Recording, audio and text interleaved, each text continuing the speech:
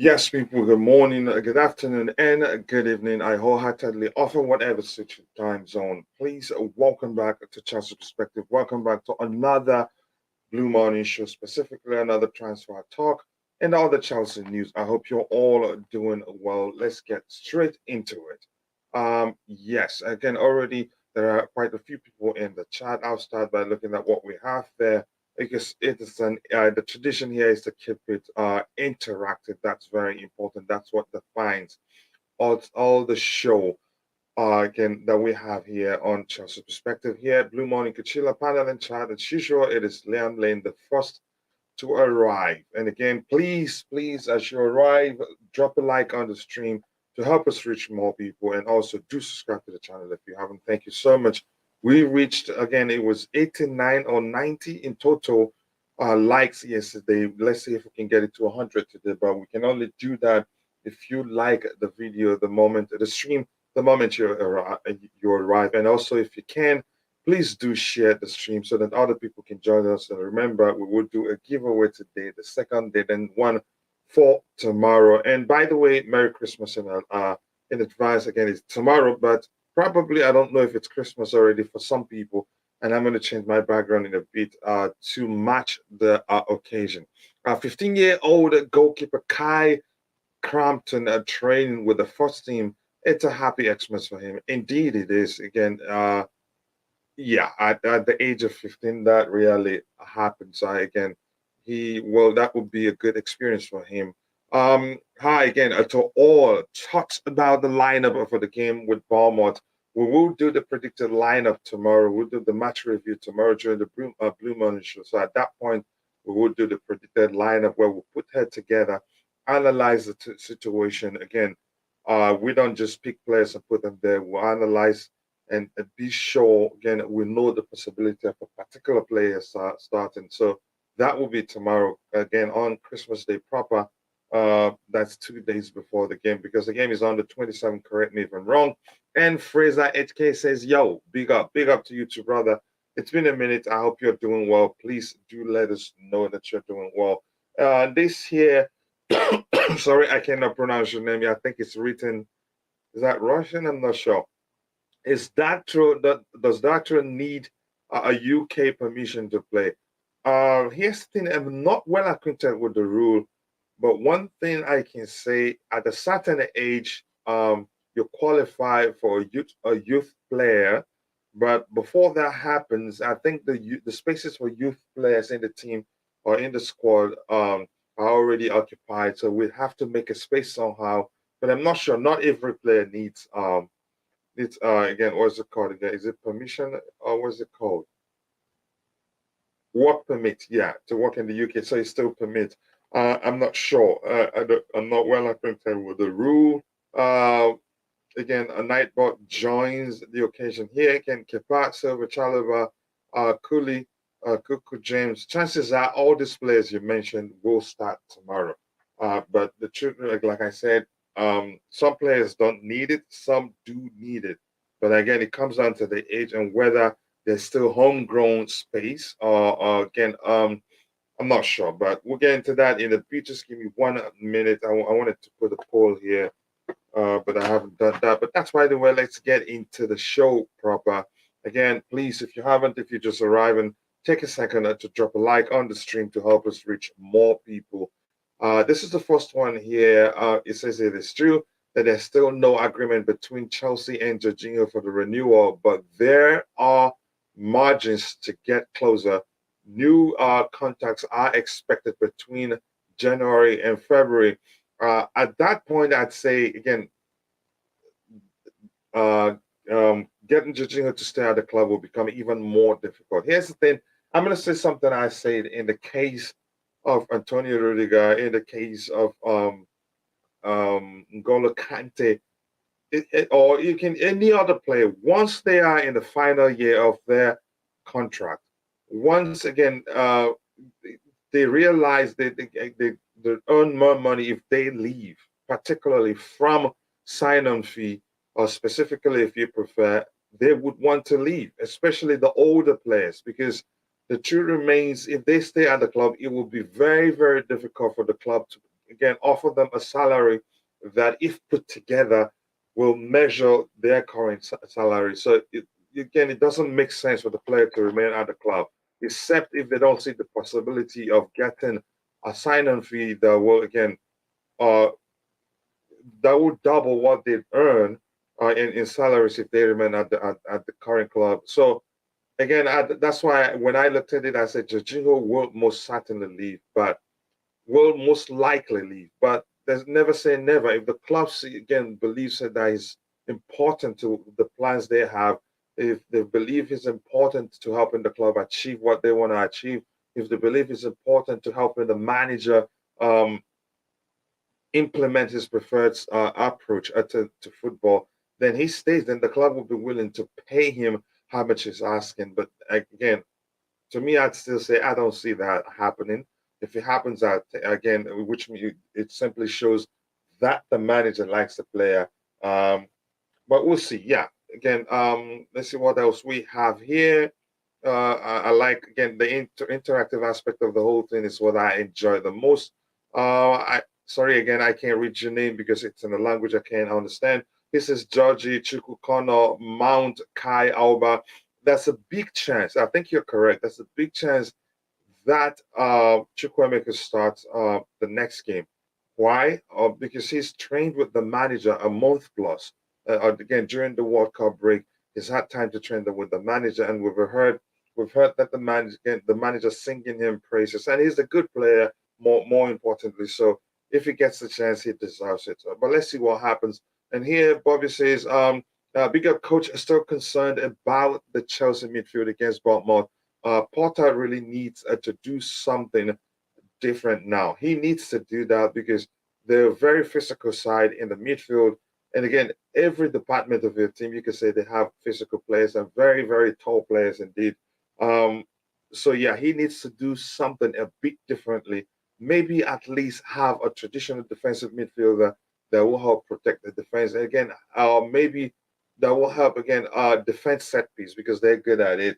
But let's see what happens. Again, if you're just joining, 20 likes already, that's a good sign. If you haven't, please take a second to drop a like on the stream and subscribe to the channel if you haven't. Thank you so much for all the support. Yes, Bobby says smash the like button, and the likes do go a long way.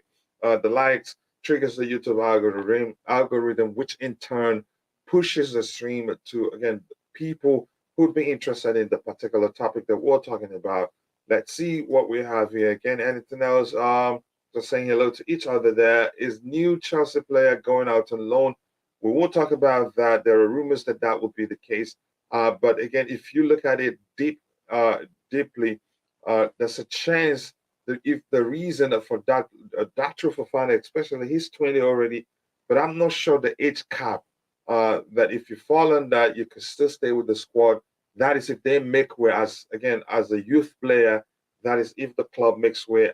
Like I said, I'm not well acquainted with the rule, and I don't want to furnish you with any information that I'm not sure about really. But that shows I need to really research that. Yes, I'm concerned about the midfield. Like I said before, Carney Chukwuemeka could be set for a bigger role with Chelsea's first team in the second half of the season after impressing manager Graham Potter.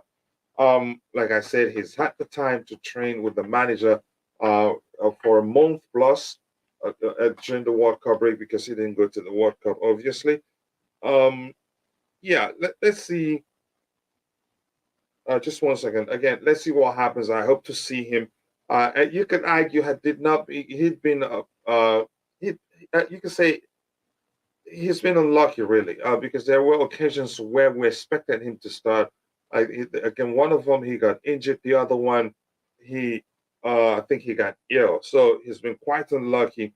We paid 16 million plus or nearly 17 million pounds, which to me doesn't sound like he's a player the club is planning to loan out. His development will be at Chelsea, but again, one thing we must recognize is that the process will be gradual. And I think the time has come really, because if we're being honest, he's probably well equipped to do well for us, to do better than some of the midfielders we have at the club. The kid is that good. But let's see what Graham Potter does. And I'm glad to recall he said again, if the player is good, age is nothing as long as the quality is there. So we need to see that happen as soon as possible. Is David Fofana going to be part of the squad against Bournemouth? Like I said, there are a few factors. His age can make it easier for him to be again part of the squad without needing work permit. Again, but still, the club need to make chance. They need to remove one person from the homegrown quota or from the youth quota to accommodate him. But let's see what happens. We're not sure what's going to happen at this point. But good question anyway. What else do we have here? Okay, this says again, the expectation is Jorginho will leave Chelsea at the end of the season when his contract expires. And N'Golo Kante's future remain in the balance. Two of them, to me, if you ask me, I'd say more likely to leave. As much as Jorginho, we can do better than Jorginho. But if we don't bring in a reinforcement, I think it would be a huge risk to let Jorginho leave because the situation will get worse for us. Again, if we don't bring in reinforcement, at the moment we'll have to make do what we have. If we have to let them go, we have to be sure we have replacement. Vanessa, I think, is available. Declan Rice, we're hearing that West Ham have again come to the terms that the fact that they have to sell him, but not January though. So it's a very complicated situation, and we need to sort it out as soon as possible. Any news on Leao? We will talk about that in a bit. And let me say this quickly. Remember, we're doing Christmas giveaway. We did one yesterday. We'll do one today, and we will do one tomorrow. Again, that's for 3 days, and I explained why we're doing that. We had planned a Roman Abramovich tribute contest, which didn't take off for some. Again, you could say one, I listened to a poor advice and postponed it, and then again, when I was ready to do it, people weren't willing to again to show up. So yeah, I let it go. But that's by the way. Yeah, these two players, I'm concerned they both may well leave at the end of the season. So if that's the case, if the club suspects that would be the case, which I think it will be, it's important that we bring in again their replacements in January, so the transition process will be seamless, so it's not drastic. Because if it is drastic, it will cause a whole lot of problems for the club. We move on. Here again, we have before we continue, I'd say the giveaway will be in the second hour mark. Again, as the show progresses. The feeling internally at Chelsea is there's a very good chance. Again, I think I've talked about this one. We go to this one. Inter will try to negotiate lower wages with Romelu Lukaku as they look to extend his loan from Chelsea next season. Every time I read anything regarding Lukaku's case, it just seems as if we've been duped. We've been played, really. Inter has taken us for a ride. And I do not know. I wasn't happy. Again, we talked about this yesterday, but because it's still out there, more updates are coming up. So we need to talk about it. Where I argued, again, Inter handled it the way they're doing intentionally because they want to beat the price down. Yesterday, we read about them being concerned about his age and how again, his performances didn't measure the expectation, what they were expecting from him. So again, I wasn't happy. My point is that I wasn't happy when Chelsea were trying to let him leave on loan, to rejoin Inter on loan. I argued again would be better off having an obligation to buy on the contract, but they didn't do that. It was an option to buy. So now they've waived the option, complaining that he didn't meet their expectations. And now again, they're trying to keep him for one more season, which means he becomes older. At the end of that, again, that's when I think they'd say, okay, you know what, we want to buy him, but then the L will become even bigger. I don't think they'll pay anything close to 50 million for him. He's not younger. He's not, again, firing on all cylinders. To me, I'm really concerned about that. But it's an unfortunate situation. We have to take the L. Otherwise, he comes back to the club and will, again, just cause chaos in the dressing room. But that's, by the way, here, like I said, we'll talk about Leao in a bit. So be patient and wait. Fofana cannot be registered until January. So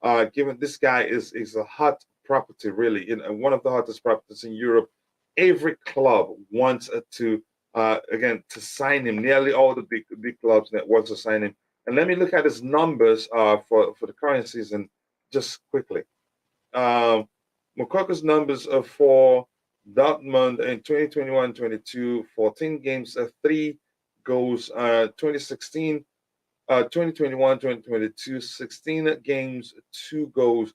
And in 22-23, 14 games, 6 goals. It's not like his numbers are out of this world, actually. But maybe yeah, no. Again, I don't know, but where he has again excellent numbers is for the Dortmund under 19. So it's not like he's an established talent. And for the price, I'm sure Dortmund will be calling. I think it will be out of this world. So two factors here. His contract expires in June 2023, which means he live on a free if they don't extend. So I think given how they value him, given how many clubs that want him, Dortmund may well end up giving him 7 million euros per year just to keep him because they know they have a good business model there. If they keep him again beyond the coming season, if they don't let him leave on a free, they have again they get a sizable fee from his sale in a year or two. So I don't think he comes to Chelsea. Plus, again, why are we trying to sign him? Why will be signed? We've already signed Datro Fofana. Here, Liam Lane says again, Fofana work permit status unknown as of now. Wow. Yeah. So again, the argument whether he should leave on loan or not, I don't think makes any sort of sense, given that first of all, he'd have to again be able to secure a work permit before that decision comes into play. But we'll see. Excuse me. What I know is that usually you'd have to play a certain percentage of your national team's matches to qualify for a work permit. I don't think he's played enough really for Ivory Coast, but we'll see what happens. As a player, I want to see join the first team immediately if it is possible. This one here it says Andrey Santos and David Fofana. Okay, let's talk about it now. Are viewed as a players for the future by the club, meaning they could quickly be back out on loan. That's confusing to me. If we spend that much money, Andrey Santos, I'm hearing after everything, will again the whole transfer fee will amount to around 20 million pounds plus. That's a lot of money. So why do we have to pay that much money for a player and then let him go out on loan? I'm not sure whether the work permit thing differs for again the part of the world you're coming from, but specifically for Africa, I think the rule is that you have to play a certain percentage of your country's matches to qualify for a work permit. South American players, I'm not sure if it applies to them, but again, in the case of Fofana, Santos, he's 18, so he qualifies for a youth player. But even at that, you'd still have to make space in the squad to accommodate him because there's a quota of how many players you can that can be part of the team. So I'm not sure it doesn't make any sort of sense if we're paying that much money or anything north of 17 million for a player and not make space for him to be part of the squad, especially a player who's as good as Santos, who we really need in the squad. And Graham Potter likes to play with again. He likes to play with box-to-box player. And again, Andrew Santos is a perfect box-to-box player, technically gifted, good close control, and he can put in a good tackles too. So it wouldn't make any sort of sense to let them leave alone. If you're in the chat, let me know. Plus, our squad really is lacking in depth. Again, we have midfielders. You can say we're overloaded in the midfield area, but they don't have complementary skills. All we have in the midfield areas are players that you can say pretty much the same type of players. So I'm not sure what's going to happen here, but we'll follow the story as it develops.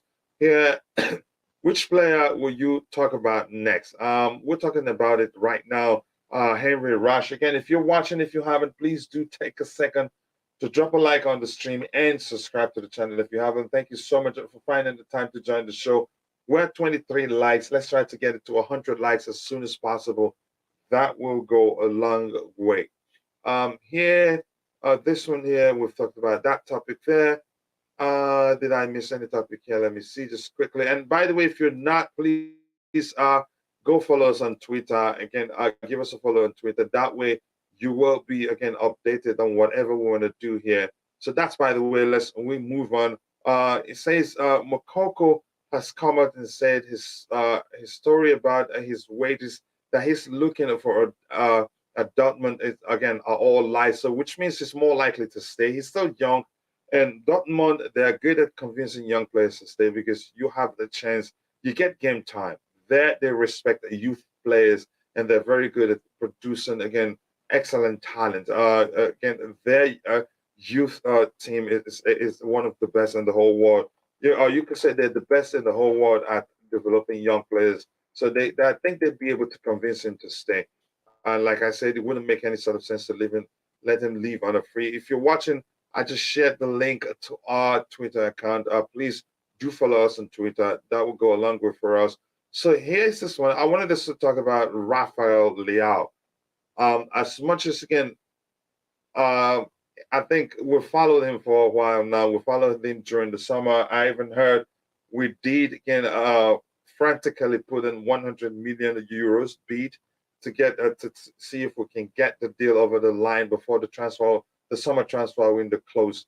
It didn't happen, and now again, the club's interest in securing his signature is no secret. But here's where the problem lies right now.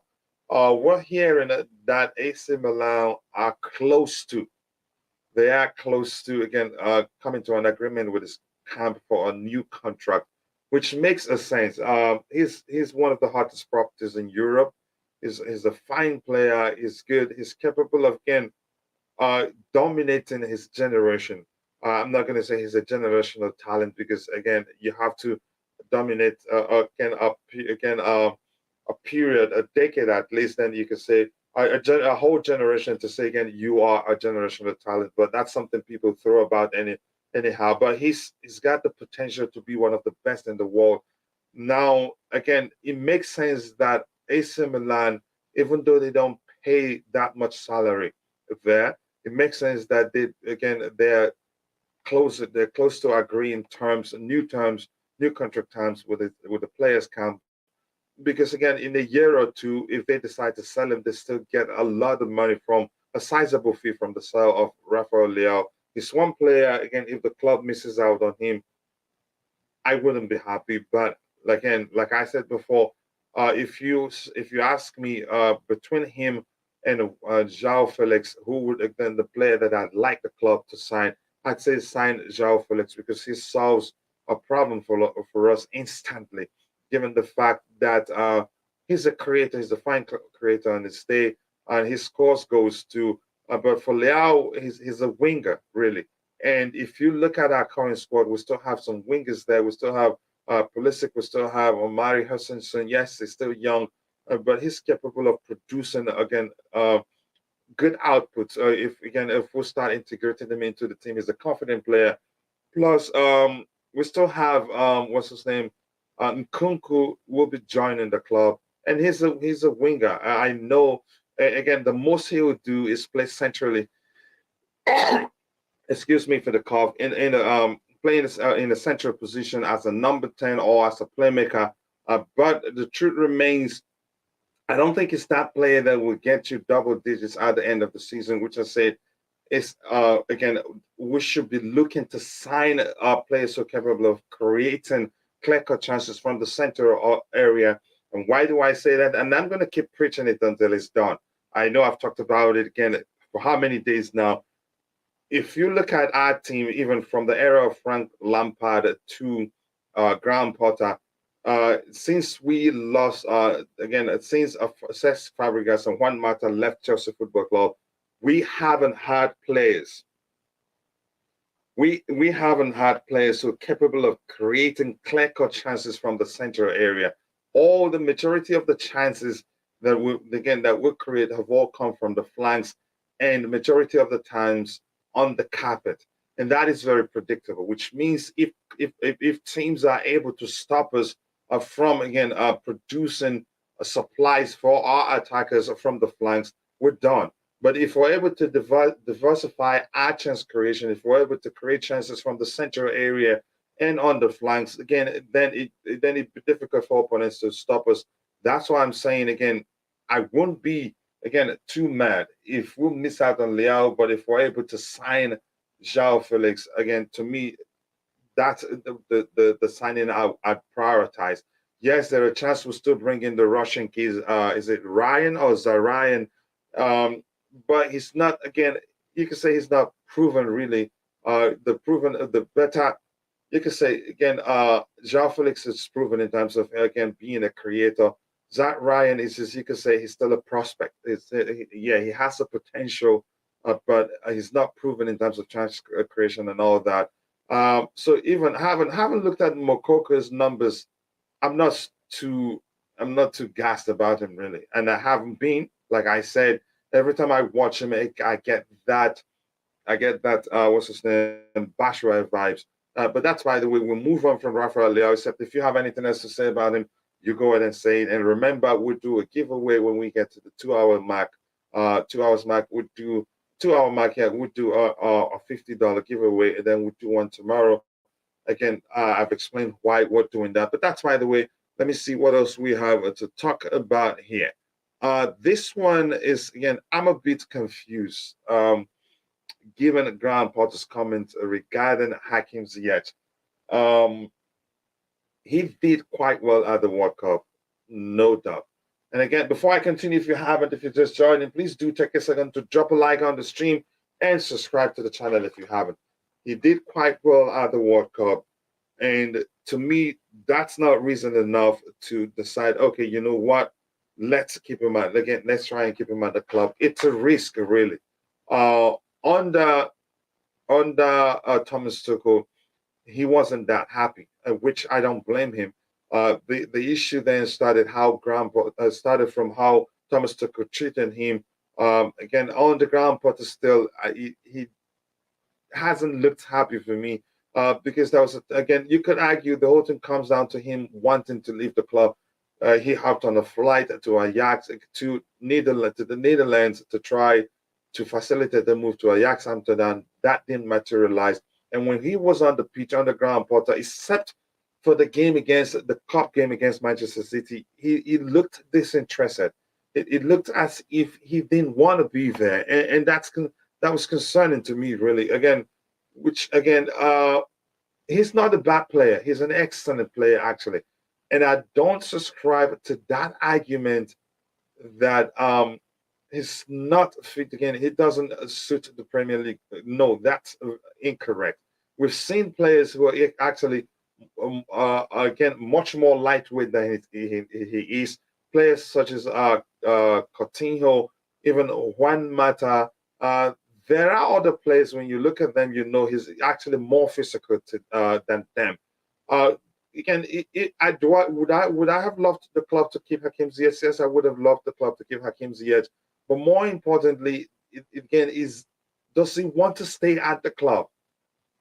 I'm really not sure. Again, let's talk again. I'm really not sure. So Graham Potter coming out and saying they know his quality. To me, it's a giveaway that's probably looking at him and say maybe we ought to hold on to him until we get a replacement. We have to keep him at the club. To me, it wouldn't make any sort of sense if he doesn't really have plans to give him enough game time to show what he's capable of doing. And if we're being honest, Ziyech is actually, again, one of the most technically gifted players at the club at the moment. The only thing he isn't is the quickest and the most physical. He's the best passer of the ball, no matter how you see it, except maybe we haven't seen the best of Chukwuemeka to come to that conclusion. But again, from what we know, he's the best passer of the ball. He's the best shooter. Again, in terms of shooting, I think he's the best. No other player at the club at this moment measures him. Again, he can orchestrate a very good pass. Again, decisive pass from deep in our own half. He has that vision, but unfortunately, again, you can say managers haven't shown him enough respect. I think he'd be better off leaving. trying to keep him would be just being selfish. I think we can do without him, not because it's not good enough, because it's really, again, it's a relationship that isn't working. And when that happens, the best thing to do is just to say, say goodbyes and I wish him well, really. But let's see what the club intends to do. Again, if you're watching, if you haven't, we're at 32 likes right now. That's not easy, and I wholeheartedly do appreciate that. Please take a second to drop a like on the stream and subscribe to the channel if you haven't. And do not forget, we will do a $50 giveaway today once we get to the 2 hour mark into the show. So let's see what else we have to talk about here. I'm really running out of topics here. So if you have anything else you want us to talk, bring it up, and I'll be glad to talk about them. It will be, but more importantly, like I said before, it will be quite unfortunate if we're not able to accommodate Datro Fofana, especially given the fact that what's his name? Given the fact that Amanda Broya is injured and out, and the only recognized striker we have in the team will be Aubameyang, which is not the quickest. Which when we play teams where we need our attacker to press and press very well, Aubameyang isn't the man. He's not getting any younger, so that becomes an issue. But let's see what happens, really. And again, here's the link to our Twitter account. If you haven't, please take a second to go follow us on Twitter. Thank you so much for doing that. Please like and subscribe if you haven't. When you enter, that helps the channel reach a wider audience. So please, we're at 34 likes right now. Again, I think we're moving faster than we did yesterday, which again helped us get to 80 plus. And at the end of it, I think it should be around 90 total likes right now. Let's see if we see anything else we'd like to talk about here. Andrey Santos and Datro Fofana. Okay, we've talked about that too.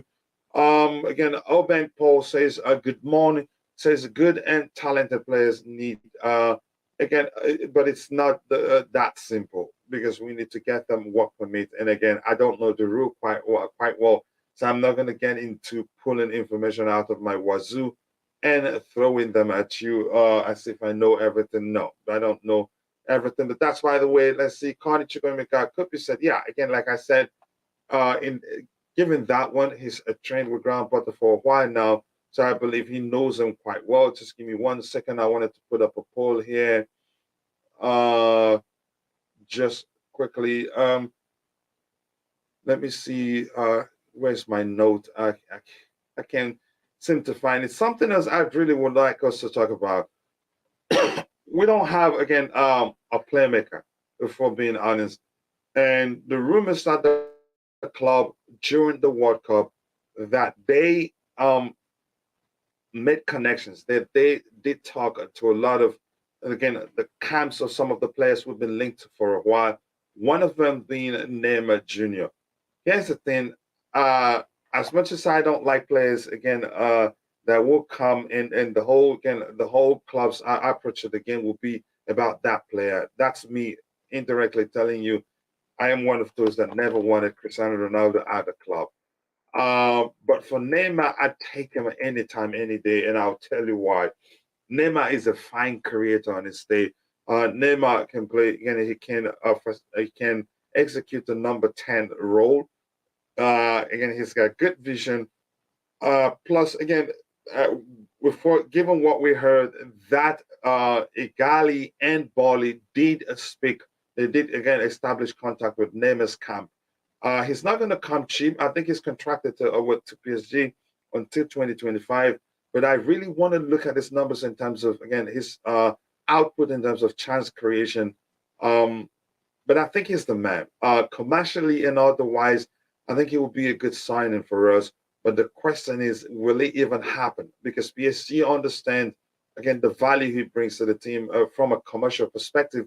Plus, as a player, he's, again, an excellent player. So let me find out the length of his contract and see, again, I think he'd have just 2 years left on his contract, if we're being honest. But the problem is, again, I think PSG wouldn't want to let him leave on the cheap because given that they paid 222 million euros to sign Neymar from Barcelona. So I think they'd like to make some measure of gain if they decide uh, to let him go. They signed him in 2017 from Barcelona. His contract expires in 2025. So in 2023, he'd still have 2 years left on his contract. So if we really want him, I don't think it'd come cheap. But Bolly has shown again, as a business-minded individual, he didn't become a billionaire by being dumb. I think he'd look at it from a commercial perspective, knowing how popular the player is, then be able to recoup whatever amount they paid to get to secure his signature. Please, plus also, if we're being factual here, on the pitch, it's still again he's still produced for the club, which again I'm not surprised to hear that they've established contract with his camp, but if the question is, will PSG be willing to let him go? So let's look at his numbers and see again his output in terms of chance creation. Let's see, or assist overall. Let me see, Neymar stats. And I'm going to put up a poll quickly before we look at this statistics. Just quickly, give me 1 second. Start. 1 second. 1 second. 1 second. Would you like to see Neymar at Chelsea?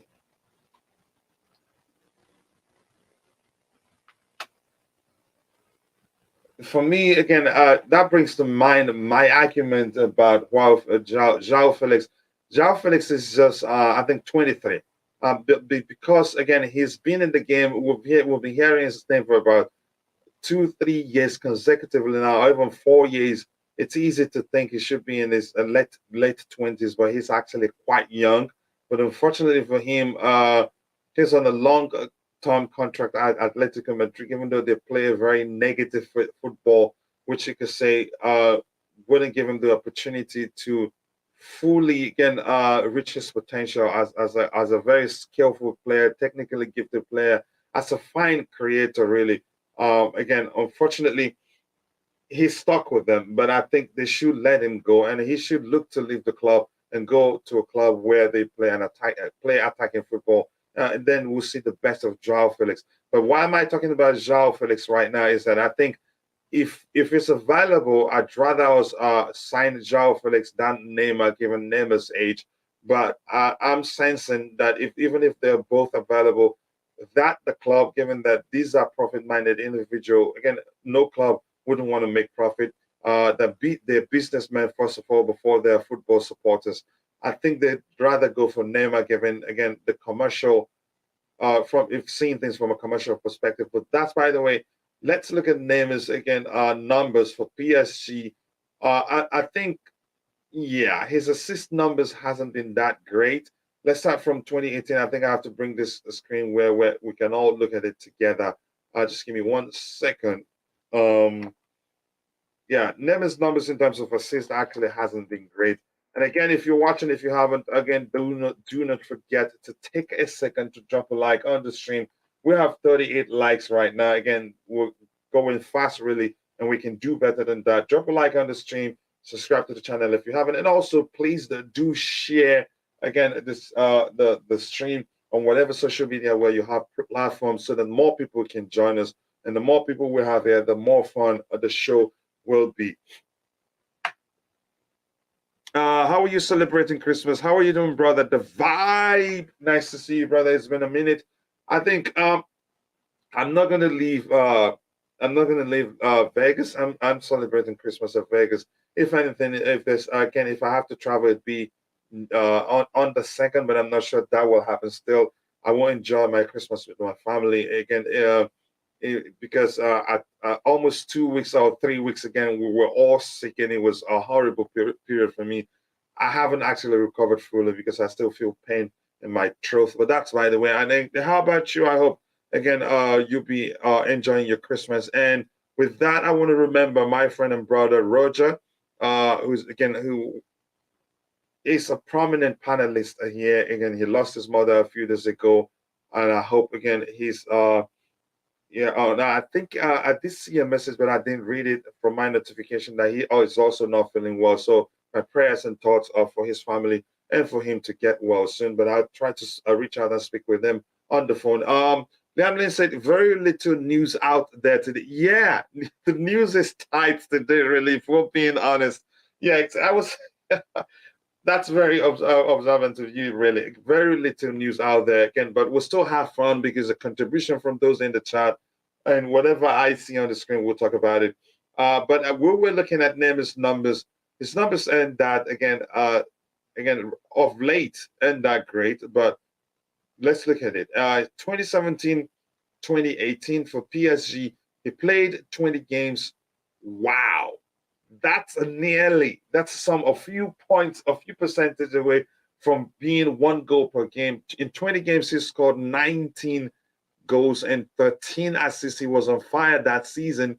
2018, 2019, 17 matches. But why so few matches in the whole season? Oh, okay. If we're being honest, I think Neymar is actually injury prone, just like somebody talked about yesterday.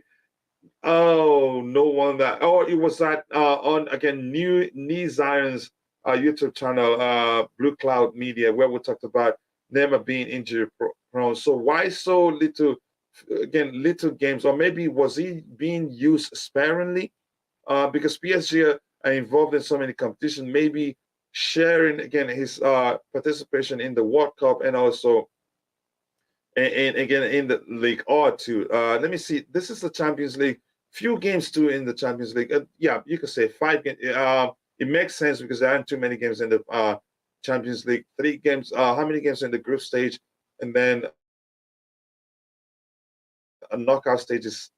Yeah, so it doesn't make any sort of sense. But let's say again, 20 games in 2017, 2018, 19 goals, 13 assists. He was on fire this particular season, as we've established. 17 games in the 18, 19, 15 goals, 7 assists. Still, again, high. 2019, 2020, 15 matches, 13 goals and 6 assists. In terms of assists, I think the assist numbers started dropping a bit. 2020, 2021, 18 matches, 9 goals, 5 assists. It dropped, and then in 2021, 2022, 22 matches, 13 goals and 6 assists. But I must remember, even everybody recognized, again, he's been on fire this particular season. We don't know if he's going to keep that up. Already 11 goals and 9 assists. And I remember that delicious assist for Kylian Mbappe. Was it in the Champions League match? But again, the point remains, Neymar is actually a fine creator on his day if he plays in the number 10 position. It depends on the demands of the manager. If the club can bring him, I'd take him. But the question is, why so many games in complete the season 2017? Really, so it just seems as if he's injury prone, really. So let's look at, again, Joao Felix's number. He's one player, again. He's younger, plus he's a fine creator, if you ask me. Yeah, and I'd say I think his numbers would have been better had it not been, again, a so negative approach from again, what's his name, the Atletico Madrid manager Diego Simeone. I think his numbers, it would be way better than it is right now, because he's a fine player. Again, thank you for 42 likes. Again, if you haven't, take a second to drop a like on the stream and subscribe to the channel if you haven't. I'd really appreciate that. In the poll that says, would you like to see Neymar at Chelsea? 65% says yes, and 35% says no. Here's the thing, one thing again about people, when you ask like for big names, when again, same thing as Ronaldo, people usually don't look beyond the name. They want to see the big name player at the club. They don't pay attention whether the players' numbers are starting to drop, or again, how old they are at this point. So yeah, I'm thinking most people just want to see Neymar at Chelsea, not really because of what he's capable of doing for us. But his numbers aren't that bad. My concern is it looks like, again, he's had a lot of injuries. For Joao Felix, at the World Cup, he played 4 matches, scored 1 goal and 2 assists. That's not bad. That's nearly, again, a 1 assist per game, really. Not a bad output at the World Cup. World Cup qualifiers, 7 matches, 0 goals, 0 assists. UEFA Euro. So let's look at Atletico Madrid. For Atletico Madrid, 2019-2020, he played 27 matches, and again 6 goals, 1 assist. Okay, 2020-2021, 31 matches, 7 goals and 5 assists. That's again um, not that bad again, but he can do more. But I can assure you that the reason why his numbers in terms of assists are low and goals is just a negative approach to football, which we know is what Diego Simeone does. For 21-22, he played 8 matches and scored, and again had 4 assists. For 2022-2023, 12 matches, 3 assists, and 3 goals. That's not bad, really. Let's see his numbers at Benfica. Look at that. For Benfica 2018-19, 15 goals in 26 matches and 7 goals. So clearly, to me, I would say again, his biggest problem is Diego Simone's approach to the game, really. If we're if we're being honest. But let's see what happens. Here we have again. I'm gonna move on for what Joao Felix. But I like again the reason I started talking about Joao Felix is this: if we miss out on Rafael Leao, to me, Joao Felix wouldn't be a good addition to the club, given that we lack players who are capable of creating clear-cut chances from the central area of the midfield to diversify our chance creation and again make it more difficult for opponent players, opposition teams to stop us. And we must pay attention that Joao Felix is just 23. And like I said this before, he's one of those players because we've been hearing his name for a while now. You'd be thinking he'll be in his late 20s. Again, that's by the way, if you're just joining us, if you haven't, please do take a second to drop a like on the stream. We're at 42 likes already. That's quick, really. Let's get it to 50 as soon as possible. And I sincerely do appreciate that. Again, that's not easy. Quickly, again, just give me 1 second here. Let's see what else do we have. I want to get what you have in the chat, and I enjoy it that much. Maybe that will help us keep us longer in the show. Again, remember the giveaway will be in the second hour mark into the show, and it's a $50 giveaway. Potter must prove us wrong. That's what I want to see. Yep. As much as I have my concerns about Graham Potter, I think he must definitely prove us wrong. And they've had a month plus to train with the players. And again, like I've always argued, as much as I don't think we have the best squad, I think we should be doing better than we're doing. But let's see what happens. Again, we play in a few days. And how many days right now? In 3 days. So he's had a month to rethink his approach, to really see where things were going wrong for us. That we lost 5 games in a row. How many games? Correct me if I'm wrong. So if he's not able to rectify that in a month, then that's a problem, really. But hopefully he comes good for us. I'd like him to do well because, again, Chelsea is the entity I support. Potter is just the manager. So no matter the situation, I'll still support Chelsea, even if Chelsea gets relegated, which I don't see happening, really. It'd be difficult for that to happen. But that's, by the way, I would like to see Neymar at Chelsea, at the club because of the effect he would have in attracting top players to the club. That's a delicious comment right there. That didn't even come to mind. So you can say overall, branding, yeah. I think he enhances the club's brand. And I think Barley is so much interested in the club's brand. That was why you could argue he was obsessed with Cristiano Ronaldo. But in the case of Cristiano Ronaldo, notwithstanding Barley's obsession with the player, given his commercial value, and again how he'd help us enhance the club's brand. I don't think we'll pay him anything close to what he'd be earning. Is it Saudi Arabia? Al Nasser, is that the name of the club? Around 150 million per year. I'm not sure. I don't want to pull the numbers out of my wazoo and throw at you, but the truth is, I don't think we'd be willing to pay him that amount. But here's again, this is very important. Neymar will enhance the club's brand, and Neymar will make it easier for us to attract those again special talent, big names players again in the world. But again, something I didn't talk about when I talked about the possibility of us securing that site, getting Neymar to join Chelsea Football Club is Champions League football. Because no matter how much you pay him, he's that player that wants to be one of the best in the world. And if he can offer Champions League football, that will be an issue for him, really. But let's see what happens. I have my bro, my only bro, my brother from the Madiba land, again, Tobago. And look at me hyping him up, and boom, he's off. He got disconnected. But that's, by the way, so that's, again, you can say the first delicious comment of the day from Liam Lane. And again, this one here says everything. There isn't much news out there today, but let's see what happens. I would like to see again a Neymar at the club. Yep, I love that one so much. And from Bernard Mazzala says again, buying a lot of players at the same time, again, it can cost us just like in the old days of KDB and Mo Salah. Mo Salah game times matter. Again, get these.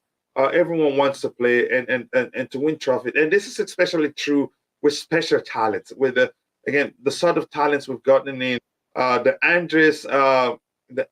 Andrey Santos. What's his name again? Datro Fofana. I think that am I missing any names? These players want to play, and these players don't again.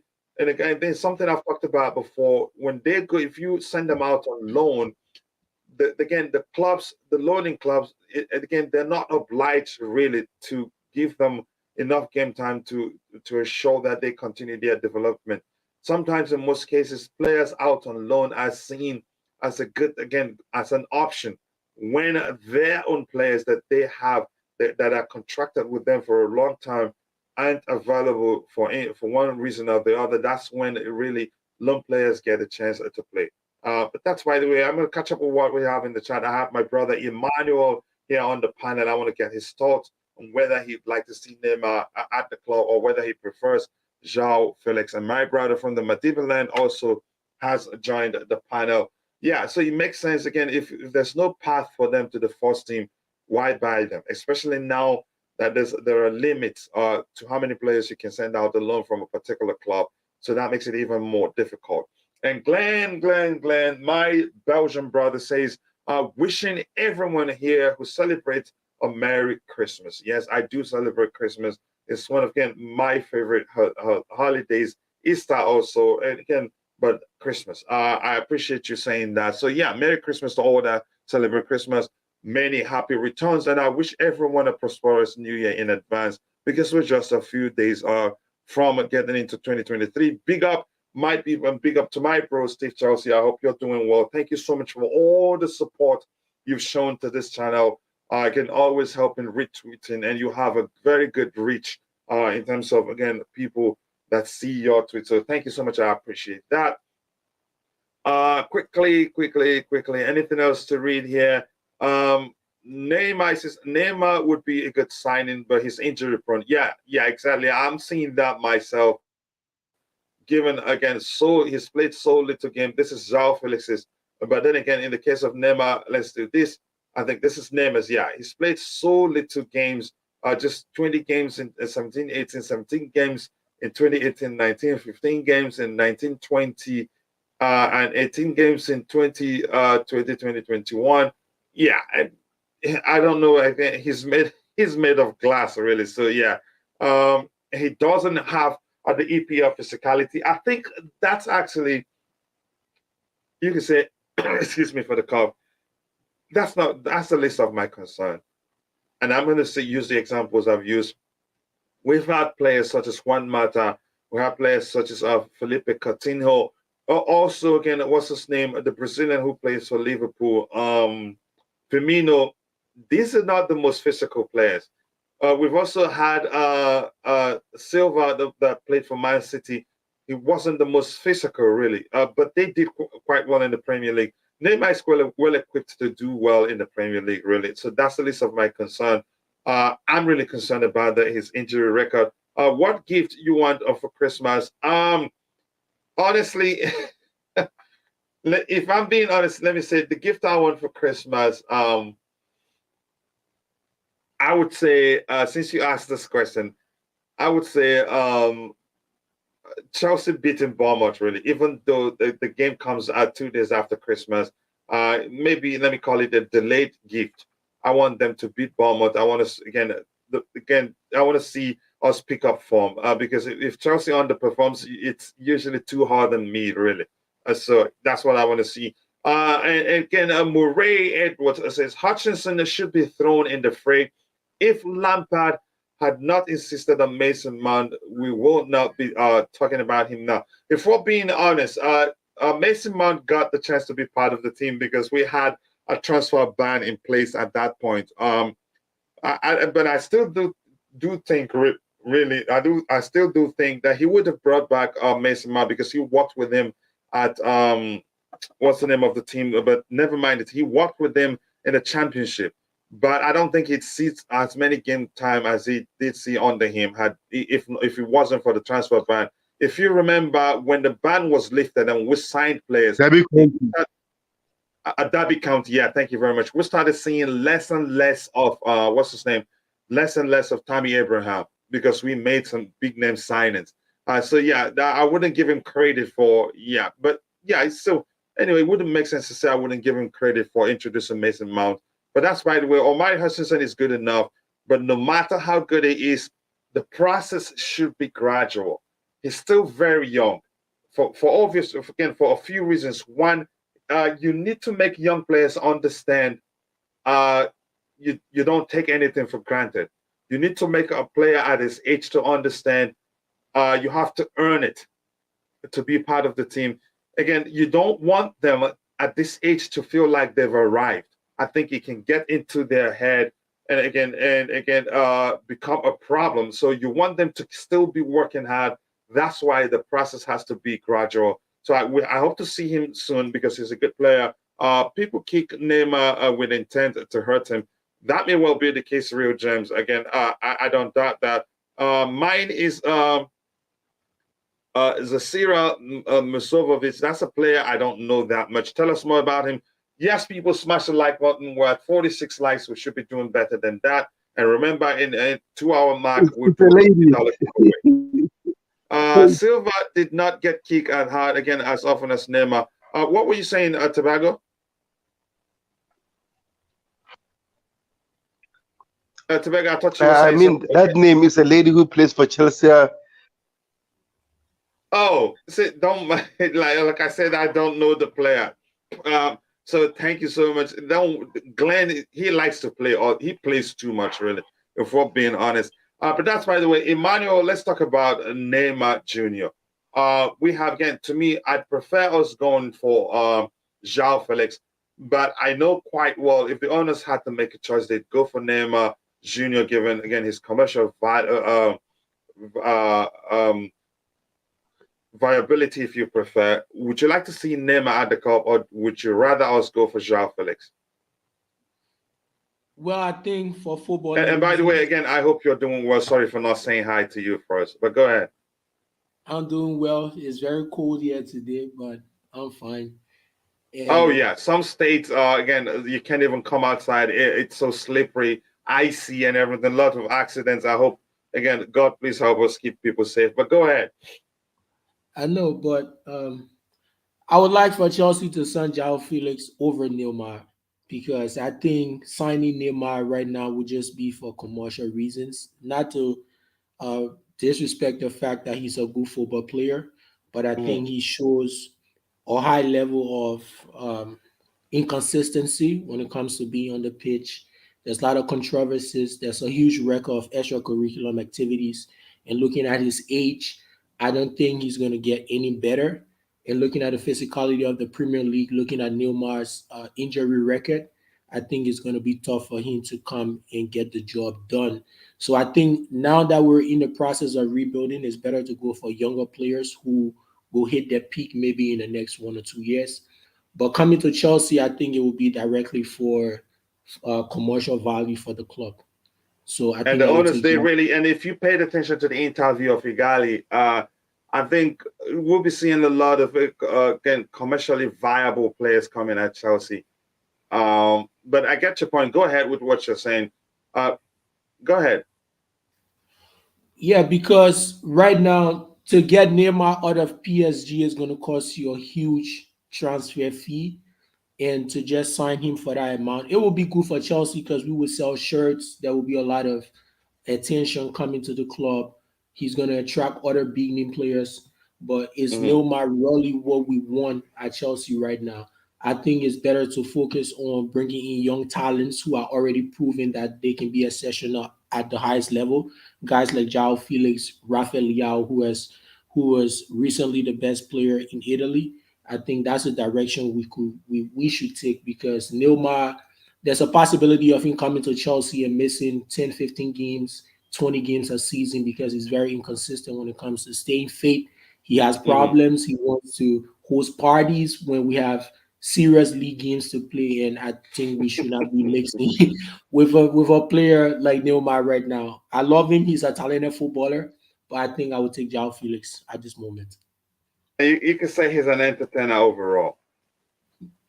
Definitely, he's a good entertainer, Mhm. and yeah. Tobago, what do you think? Would you rather Neymar or Joao Felix?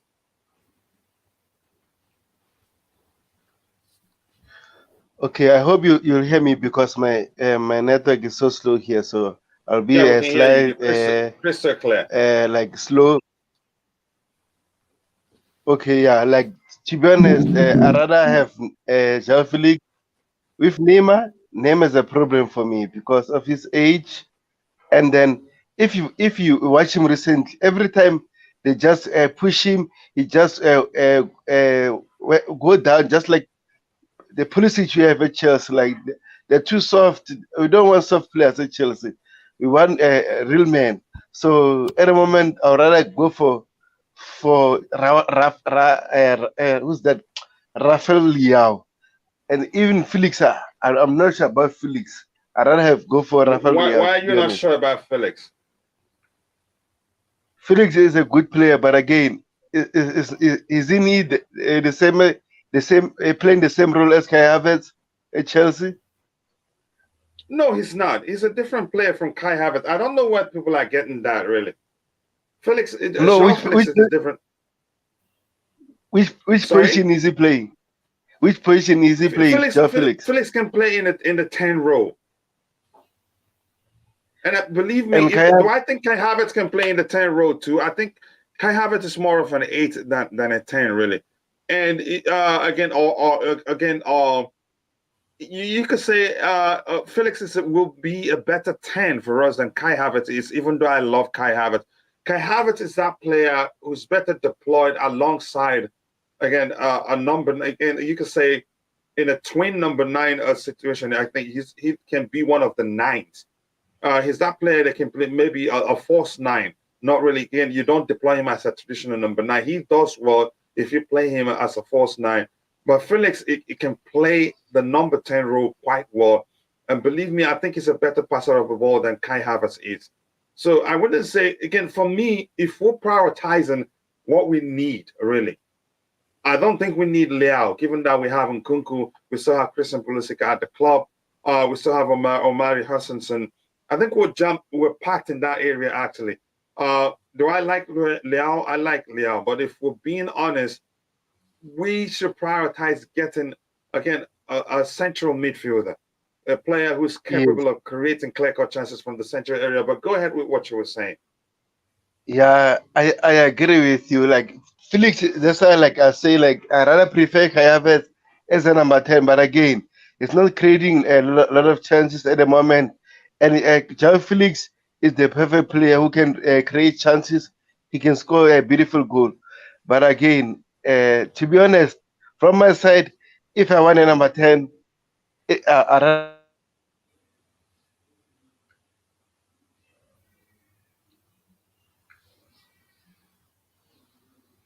Yeah, I think we'll lost him. But I get his argument that and if we'll be honest, if you look at the situation really, Zhao again, the likelihood of us signing Rafael Leao is very, very, very thin at this moment, given that again the rumors that AC Milan they're close to agreeing a new contract with him. So, but again, let me ask you this really again. In your opinion, do you think we really do need Rafael Leo right now, Emmanuel? Chelsea need Rafael Leao. For me, if I have to pick my priority signings, it's gonna be Declan Rice, number one, because we need to rebuild in midfield. Rafael Leao, number two, because we do not have that presence up front when it comes to the striking position. Though Rafael Leao can play on the wings, but with Nkunku in the squad, I think he will come to Chelsea and take that number nine role. Interchange with Nkunku, having guys up front that can interchange, have the ability to play on the wings is going to be very important, and they're all proven goal scorers. So I think Rafael Leao is a priority signing for Chelsea. I'm not worried with the current news that he's agreeing terms for a new contract because I know he's gonna try for AC Milan to insert a buyout clause into that new contract. So there's still a possibility that we can go and activate that clause and get him for next season. But I think he's a very good player. To be crowned the best player in the Italian Serie A is not an easy feat, and we should not underrate that. He is the best player in Italy. If we can But do recruit we him, really need him there? Here's the thing, where does it fit? We number have we nine. have Nkunku Leao as a number 9. Yeah, sure. You think that will work? I think that will work for Chelsea. I don't Yeah, really and we want. I don't really think Chelsea should deploy Nkunku as a number nine or false nine, but having guys that have the ability to interchange during the game. Maybe during the game you can see Rafael Leao switch wide, play from the flanks a little bit, and allow Nkunku to operate through the middle. He can go and play through the middle. It gives you that fluidity in attack and makes you even more dangerous and unpredictable. So having players of that profile is going to make us more dangerous up front. here's the thing. If we're really talking about again having traditional number 9 excuse me for the cough, in the team, Leao isn't the man, really. To me, he's not a traditional number 9. Even again, let's say a hybrid number 9 at least. I don't think he's one. If we're talking about having a fluid front three or fluid attack where we don't need a traditional number 9, then that's fine. But I think I think Potter needs I think at least one traditional number 9. And I'm not sure how long Aubameyang is going to be at the club. I don't think Nkunku is a number 9. He's not. If anything, he's a second striker, which I don't want to. I think we'd be wasting his talent if we deploy him even as a second striker. He's a playmaker. He can again. I'd rather him be on the flanks or play as a 10 because I think he's well equipped to play as a 10. But I get your argument really. But looking at it, I have to say this. I think even Chelsea, the club, have started looking beyond Rafael Leao. It's even more difficult for us to get him. He's AC Milan's best player, and if they don't secure again, if they don't get him to put pen to paper for a new contract, I think he gets to leave on a free. Let me be sure. Let me check. He gets the leave for free, I think, in 18 months. That's why it's Yeah. So important to again, tie. yeah. Go ahead. Yeah, that's why it's important to tie him to a new contract. I've seen Rafael Leao flirt with Reece James a couple of times over the internet. They seem to have this fondness of each other, which is a positive sign for Chelsea. And based on all of the antics coming out of reputable Italian newspapers, he has an interest in coming to Chelsea. It's just about him showing his loyalty to AC Milan, about how they've handled him over the years. He doesn't want to be disrespectful. I think last he might sign a new contract, but in that contract there might be a release clause that is workable that we can work around, maybe 100 million or 120 million, and that Mm. would be like appropriate to pay that amount for a player of his stature. But But as you said, if we're being honest, Emmanuel, his relationship with Rich James doesn't define anything. it It, doesn't, but I know it's now a huge deciding factor. But when you usually in a transfer season and when transfers are coming to happen, when you see players following team social media, like Rafael Leao follow Chelsea, I think on Instagram, He's exchanging messages with Reece James. He's liking Reece James posts. They're calling each other brothers. Those are subliminal messages that players send out to the public to show that there is a level of interest. So Yeah, to a certain measure, he likes the club. He likes he's made friends. He's become friends with Rich James, but still, definitely. you could say that it's looking more likely that he's going to remain at Milan than come to Chelsea Football Club. But go ahead with what you were saying. Yeah, so that's why I think Chelsea interest in Joao Felix is like looking at which one goes through. If we cannot get Rafael Leao, I think Joao Felix would be a good signing. Bringing him along with Nkunku, there's a active interest in Dusan Vlahovic. So Vlahovic is a traditional center forward that Chelsea is looking at. Datro But Fofana, hybrid, I'd call him a hybrid number 9, given his technical ability. For yeah, me, but go ahead. yeah, he's a very technical player. I think that kind of player leading the line would make Chelsea very dangerous. You have a Datro Fofana coming through. Chelsea will get a good look at him, probably send him on loan. How he performs on loan for the remaining half of the season will determine if he comes back to the club next season to form part of the first team. You will have Amanda Broja coming back. I don't really want Aubameyang to remain at the club. I think signing Aubameyang is a field project. He's not the kind of player that Chelsea wants. He lacks the fighting spirit. He lacks that presence as a number 9. So I think we will move him on maybe the end of next season, or he will play a big part role next season. So if we sign Joao Felix, going Mhm. for Dusan Vlahovic should also be a priority, because if you have Joao Felix, Nkunku, Raheem Sterling, Christian Pulisic, I think Ziyech is going to move on next season. So there's going to be space for us to incorporate Amari Hutchinson. Not really. Did you say next season? I think probably this season, but there's a chance you're correct. Do you know why I said there's a chance you're correct that Ziyech will probably still finish the season with us? Graham Potter's comment, where he said they know his qualities. I think he may well be again joining again the gang of Chelsea fans who think we should keep Ziyech, given how well he did at the World Cup. The question is he gonna keep him happy? Ziyech is a big player. He knows his qualities, and there are no shortage of clubs looking to sign him. And I do believe Eric Ten Hag will take him in a heartbeat. Now, will Graham Potter give him enough game time for him to be happy? Maybe Chelsea will try to keep Ziyech for selfish reasons, in the sense that we're not going to let him go because we don't have squad depth. That's the only reason why I see the club will keep him, but they will pretend they're keeping him because of his qualities. We're talking about a player who's, you could say, his spirit isn't at Chelsea anymore. But he has that quality. It's not because he's a bad player. It's probably because of the way he's treated. But I really do not want to talk too much about him because I'm not sure where his future lies at this point. But Liam Lane said something yesterday that if I see happen, I'd be very happy for the club to keep him as long as they ensure he gets enough game time, because it doesn't make any sort of sense for a player who's the best passer of the ball in the team. He's the better, again, he's the best in terms of shooting. He has, again, a vision. He's one of the best we have right now. He's not getting enough game time, and we're not creating a good enough clear-cut chances. It doesn't make any sort of sense. But go ahead with what you were saying, really. Yeah, you touched very important points with Ziyech, with Graham Potter's comment regarding Ziyech's position in the team.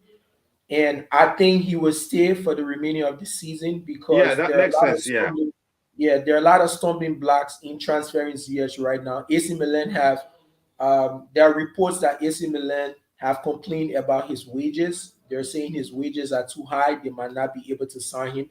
There's an interest on Newcastle United, but does he want to go to Newcastle United? So Mhm. Graham Potter's comment might be looking at the fact that Ziyech might remain with the squad. You want to keep him in a position that he's not frustrated and then passing bad energy and sentiments onto the squad and bring that toxicity within the squad is going to be the problem. It's going to be a problem for us. But I really think that Ziyech has not worked out for Chelsea like we expected it to be. We brought him with high hopes. It haven't worked at Chelsea. It's only good for him and his career in the club for him to move forward. There are other big teams because the minutes that Ziyech wants to be happy, we cannot afford to give him those minutes right now because he haven't been performing consistently. Coming back from a good World Cup, that's good, but he haven't really performed at that level for Chelsea, so we cannot guarantee him a first team spot. That's why he had problem with the previous Moroccan um, um, coach that he had no problems with. He believes that every team he's in, he have to be a guaranteed starter, and we cannot guarantee him that right now. So I think it's Yeah. best that he do one. Yeah, I think he will stay If until the end of the season, but then after mhm. that, he will leave Chelsea. If anything, Ziyech's performance at the World Cup, if anything, is an opportunity for us to sell him at a good price while his stock is very high. Because is that, again, clubs do want him. If we're being honest, I don't subscribe to the idea that we should keep him because he did well at the World Cup when he's already made up his mind he wants to leave the club. But no, a lot of people again are in denial. They just want there are a lot of people don't want to listen to that. They just want the club to keep him because he did well. It doesn't make any sort of sense keeping a player who's not happy. But that's by the way we move on from that. I don't know. Except again, let me see if my brother from the Madiban land wants to say anything regarding the Ziyech. The Tobago, do you have anything to say about the possibility of Ziyech remaining to the end of the season? Graham Potter comment says again, sounds like he wants to keep him, and probably for more importantly, if we're being honest, for selfish reasons because we don't have squad depth. So there's a chance he just wants to keep him because we're not sure if we're going to be able to sign players to make up the numbers. But what are your thoughts? Left for me, I'd say just let him go. But your thoughts, Tobago?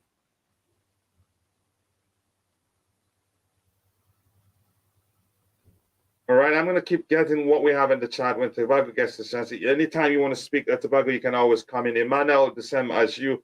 And if I'm reading any comments you feel like you need to say, address something, please do come in and say. Silva, again, I'm not sure what to make of that. Lampard insisted, Etuko insisted, Graham Potter insisted, club wants him at Liverpool, but yes, Mount bad. Yeah, that's one argument that I don't understand. I'm going to say something I've said a million times. If anything, Mount has had a bad run of form. Is he a bad player? No. But here's the thing, I've paid attention to it, I've done my research. I think Mount's biggest problem is that Chelsea fans don't look beyond his industry. Chelsea fans don't look beyond the amount of running Mason Mount does on the pitch. Again, whenever he's on the pitch, all you hear is the amount of running he does. So the same thing with the managers, even from Lampard. Even I remember Lampard blatantly saying how he wants again Mount to do a lot of running on the pitch. And Thomas Tuchel came in when he took over from Lampard. You could say he likes Mason Mount because of the amount of running he does on the pitch, not really paying attention that he's again a technically gifted player. Again, on his day he can score a good goal. Not paying attention to that he's actually still a young player. Find a way to develop him again to help him reach his potentials. But no, again, Thomas Tuchel's priority was to make the most of Mount's energy on the pitch. That's why under Thomas Tuchel, even when Mason Mount was again, you could say he's exhausted. Again, he's mentally tired. You could say again his final decision making showed the Mount again needs a rest. He kept playing him, and to me, it was just basically he was fielding him because of his energy. And I think Graham Potter is doing the same thing. Again, he plays Mount even when the output shows Mount is mentally tired and needs a break. He kept fielding him. So you can say at the World Cup you can see he's already exhausted because his decision making was poor. That's why he didn't get that many game time. To me, I'd say Mount's biggest problem is the fact that everybody, including managers and the fans, don't look beyond his industry. And you can say, in the case of managers seeing it that way, it's dangerous for his development as a young player. So I'd say if I were Mount, I'd be looking to the club to go to a place where again, the manager will look beyond my industry, the energy I bring to the pitch, and focus on helping make me a better player. Because do I think he improved under Thomas Tuchel? I'd say no. It's just a whole lot of running. I want to get your thought on that. What do you think, really? Mason Mount is a very interesting player for Chelsea. We just talked about He divides opinion a lot, but go ahead. Let me see what you have to say. um, we talked about Mason Mount last night, a couple of Chelsea fans, and I think Mason Mount problem with Chelsea is that Chelsea have stalled Mason Mount's development by playing him out of position. Mason Mount traditionally And playing him because of the energy he brings to the team, and not really def- again helping his development. That's definitely annoying, really. definitely it's annoying. Like Mason Mount is the closest thing Chelsea have found to Kevin De Bruyne. If you look at his qualities, he's a he's a good midfielder. He can score goals from outside the box. He's a good passer of the ball. He knows how to create rhythm. So Chelsea did not give him the chance to develop as a midfielder. Mason Mount have played almost 3 seasons as a winger. Mason Mount career will never flourish as a winger. He's never going to be a winger. That's not who he is. He's just a multi-talented player that can literally play anywhere on the field. But we need to get him back into midfield, get him comfortable playing at the top of that midfield and being that creative force for Chelsea. Chelsea have stalled Mason Mount progress. I saw Mount play in the World Cup in midfield for England. Look very awful playing in midfield. It's like Mason Mount have completely forgotten how to play in midfield because he's used to being a winger. He's used to playing on top. Mason Mount is a very talented young kid for Chelsea. He needs a very good coach that's going to trust him, give him his confidence back, give him a run of games playing in midfield, and he's going to flourish. Mason Mount underperforming this season and maybe at the close of last season is totally down to him being played out of position and he being overused by Chelsea. He's one of the Again, best to me, players now. my biggest issue is him being overused, and again, managers not looking beyond his industry and just again and again helping his development. No, managers hasn't done that really, what they do is just overplay him, and I hope he doesn't retire again early in his career. It's an unfortunate situation, really.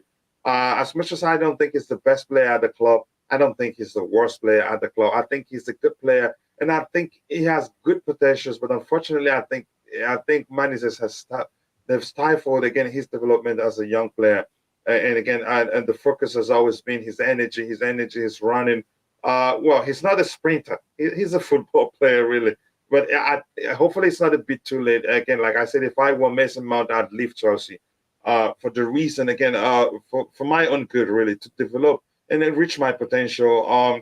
Because I still see Graham Potter still sees him, doesn't look beyond his industry too, given the way he's used them and the comments he's made in the past. Yeah, again, I would love a Chelsea jersey Christmas gift as the vibe. Okay, we'll see. Again, the gift again the reason I stopped doing jersey giveaways. Some people, again, somebody in Africa could win it. Or I know how much. Again, somebody in Canada won a Chelsea authentic polo shirt. One of the first giveaways I did on this channel, and getting it to them cost me nearly the amount of money I paid for the jersey itself. So yeah, I'm better off again. It being cash. If you live in Canada or the US, we could just do Cash App. You get it. If in South Africa, I can use Western Union or Sendwave or wherever you are in the world. Yeah. So Datro Fofana is too good to be sent out on loan.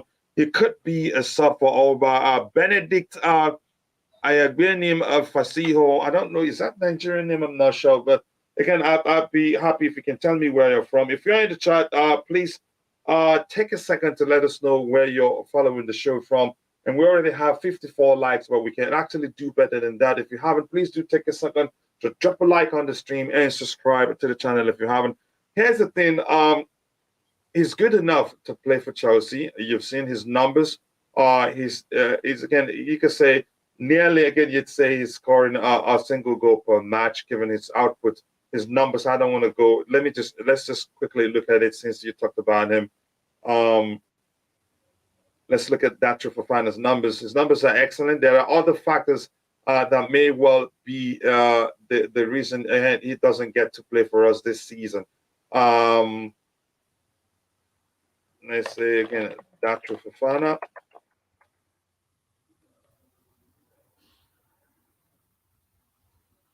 Yep, Datro Fofana stats. There you go. For again in 2022 for is it Molde or Molde? I'm not sure how you pronounce that. He's played 24 matches, 15 goals and 3 assists. And overall, if I again, I'm going to talk about him in a bit. Again, details in a bit. His again, he's technically again, he's good on the ball. Has good close control. He's pacey. He can play on either side of the pitch. But more importantly, something I like to see in attackers, he's not selfish. And again, 3 assists in 20 games, that's not bad for an attacker. Is it 20 games? Let me look at it again. Yep, 24 games. That's not bad for an attacker, really. Usually attackers are so selfish, they hardly get, again, that much number of assists throughout the season. But the season isn't over yet. He already has 3 assists as an attacker. If you watch his highlights, it's not about the goal scoring, isn't all about him. He usually looks for the better positioned teammate to pass the ball to. But quickly, let me catch up with what we have in the chat because I saw my brother Zion there, but we have a lot of comments and we're going to try to get to him as soon as possible. Yes, people, smash the like button and subscribe to the channel if you haven't. We have 54 likes. We should be doing better than that. Let's try and hit 100 likes by the time the show ends today. Steve Chelsea, again, I give you that task to get people to keep liking the stream so we'll reach 100 likes by the time the show ends. Yes, please like and subscribe if you haven't. When you enter, as it helps the channel reach a wider audience. Yes, the more you like the video, the more you like the video, the more again the YouTube algorithm will be triggered, and the more the more people again it will send sorry. Okay, something distracted me. The more again the YouTube algorithm will be triggered, and it will send the stream to people who be interested in this particular topic. Yes, so please again let me see Felix for me, given his age, he's just 23 and he's a fine player, and he can still have again we haven't seen the best of Joao Felix. There's a reason why Atletico Madrid paid something north of 80 million euros then for him, but unfortunately for him, he plays in a club where the manager again is so again negative in his approach that again him realizing his full potential at the club isn't even possible. Joao Felix is just another name. If you want a player that adds a statue to the club, then it's Neymar. As I said, players like him players like him attract all the big names, and also the best of youth players. Yeah, again, he's a big name in terms of again enhancing the club's brand. Neymar is your man, and I really would want to see him at the club. 60 likes. Let's keep moving. 58 likes. I want us to get to 100 likes as soon as possible. Let's go. Let's do it. Cannot see Leao played as a 9. I can't see again. He's too lazy for me to be a number 9 player. Maybe the way if it comes down to the fact that the way he's playing is down to how again the demands of the AC Milan manager. Again, maybe he becomes a better player at Chelsea Football Club. But let's see what happens. And I'm seeing my brother here, Zion. Says good morning, my brother, and everyone out there. Good morning to you too. And it's now called Blue Clouds Media. And bro, you're a mod now. When you get a chance, share the link to your channel so that people can go check out your channel. And again, once again, congratulations on reaching 1,000 plus subscribers. It's been a long time coming, and you deserve even better. So congratulations to you again. And Gabriel Joshua Omole says hi. That sounds like a Nigerian brother. Nice to see you here. Again, hi. Okay, saying hi again to everybody. A lot of highs there. Is there anything else to address? I was thinking it's 11. Yeah, I think we started 30 minutes late. Joao Felix is still average to me. If that's how you see it, you have every right to say that to me. I think you've probably seen him as average because of Diego Simone's approach to the game. Very negative. Never seen him play anything attacking, except if they're playing against teams that are 10 times better. That's when you see the best of them. But let's see, smash the like button again and subscribe. Yep, let's see anything else. That's the problem we are having. We still need some mature players to help the young ones. Unfortunately, a lot of people don't understand the importance of balance in the team. As much as we need young players, we still need experienced heads. Just look back at how well we've done since Thiago Silva joined us. Take Thiago Silva away from the team. Even though he plays as he's a defender, he's still, again, his influence, again, he still impacts the way we play. His passing ability, he breaks the lines, again, from deep the defensive area. More vertical passes are actually some of the most midfielders we have in the team. So yeah, Ziyech's game do not fit Chelsea starting from Lampard. He's been having problems. I don't think that's the case. I think he's one of the most misunderstood or misused players in the team. I don't think we need Neymar. Okay, I'm going to scroll to the very bottom because there are lots of comments to deal with here, and I'll try to catch up whatever we have next. Remember, in the 2 hour mark into the show, we'll be doing a giveaway. Then we have one more left to do tomorrow. Neymar is just flexing it at PSG, Jare. Again, yeah, that's Nigerian Jare. But him into game, he will be serious since Messi joined PSG. He has less injuries. He still played again a few games to my liking. All the signing that Chelsea had made so far, none of them will add anything to the starting 11. The club need a creative midfielder. That's one of the delicious comments of the day. If we like, we can sign a Ronaldo, we can sign Lewandowski, we can sign the best finishers in the league. Again, if we don't diversify our chance creation, if we don't start creating more chances from the central area and not just from the flanks and on the carpet, we still have problems. So yeah, that's a good one there. We need players who are capable of creating chances from the central area. Waldo, how are you celebrating your Christmas? I hope you're doing well. Thanks so much for finding the time to join the show. I appreciate that. I think my network is extremely poor. I understand, brother. And I will speak with you privately. Blue Clouds Media, Knee Zion. Nice to see him again. Let Ziyech go. He's not happy at Chelsea. That's my opinion too, Bernard Masala. My brother, again, send me the link. I've done that again. If you still have time, that's fine. And Law, again, a good friend of the channel, both soccer perspective and Chelsea perspective. Nice to see you. Merry Christmas to you. I hope you're doing well. Let me see quickly. I'm going to catch up as quickly as possible. But the comment, again, the session is on fire today. Mount could walk into any team in my eyes. Just again, people love to criticize players on a bad run of games. Yeah, that's the truth. Plus, again, more importantly, I'm going to keep saying this. Mount's biggest problem is that people don't look beyond his industry. And it's dangerous that managers do the same thing. They only play him because of his industry. They haven't done anything special to help him develop into a good player, again, reach his potential the potential that I think he could reach. Emmanuel, I'm going to come back to you because I think we have too many comments and I'm going to scroll past quite a lot of them. Apologies. Again, if I keep reading the comments, as much as I enjoy reading them, that's all we do for the day. I don't know, Emmanuel, have you spoken about Mason Mount? Yeah, we spoke about Mason Mount already. Okay, just quickly. But Okay, so yes, shoot. Okay, go ahead. yeah, I want to respond to somebody said Datro Fofana is ready to play for Chelsea first team right now Mhm. based on his scoring record in the Norwegian league. I think it has some level of truth, but Chelsea, I heard that there's Chelsea looking out to sending him on loan in January. I think it's a good step because there are a lot of factors come into play when you bring a young player to the Premier League, especially coming from a league like the Norwegian league, where the average attendance per game there is around 5,000, 6,000.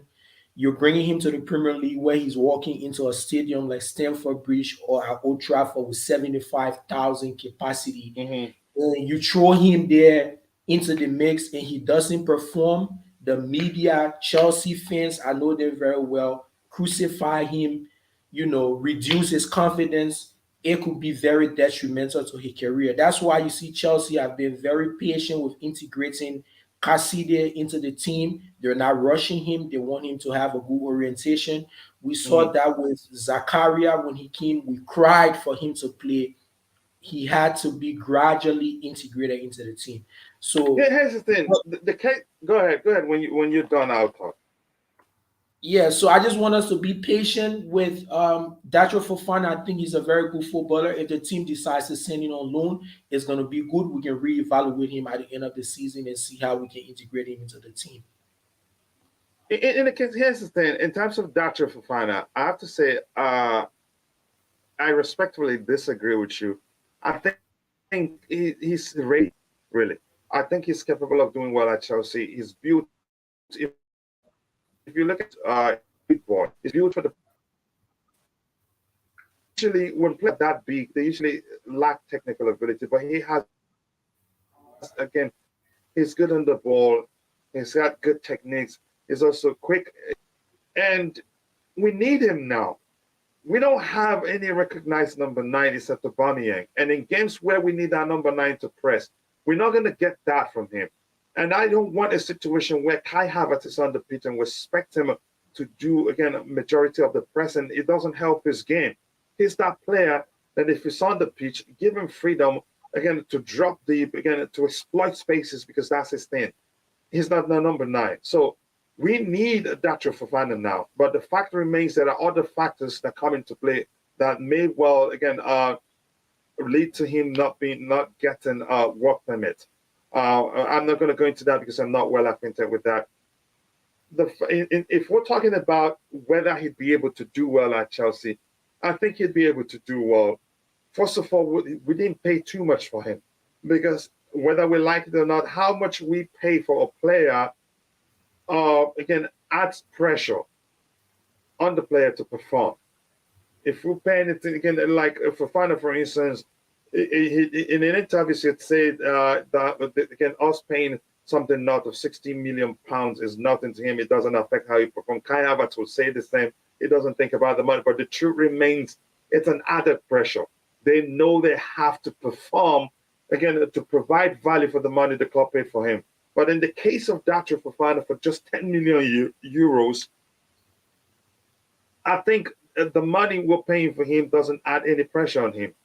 Plus, again, the fact that, again, the fan base aren't expecting too much of him, again, I think he'd be under the radar and probably end up, again, producing outputs that we don't expect of him. So there's less pressure on him than usually players would pay anything 60, 70 million for. So people won't be asking too much question. Plus, he's proven he can do it. Goal scoring everywhere is the same, really. It doesn't matter the league. After all, Norwegian league is where, again, that was where, again, what's his name started. Haaland started there too. So I think for these factors I discussed, again, we didn't pay too much for him. The fans ain't expecting too much of him. I think he'd do well. I don't buy it. If the possibility is there for him to remain with the team, don't send him out on loan because we need him now. We're short of players, except if the club is planning to sign, what's his name, Dusan Vlahovic, if they're able to get him. But even if that, Dusan Vlahovic is not, again, that player you can get to be physical enough to unsettle defenders, as much as I like him as a fine finisher. But that's, by the way, I get your argument. We'll move on from that. I'm going to try to get as many contributions in the chat as I can, then I'll come back to the panel. I remember in about 10 minutes, I would do, again, the giveaway for the day. Again, saying hello to Nizan here. Managers need to stop playing the kid on the wings and play him in CM or CAM. I don't really care why managers play him. What I want managers to do for Mason Mount to reach his potential, stop playing him again. Stop playing him because of the energy he brings on the pitch. Stop again. Start looking beyond his industry. Help his development, really.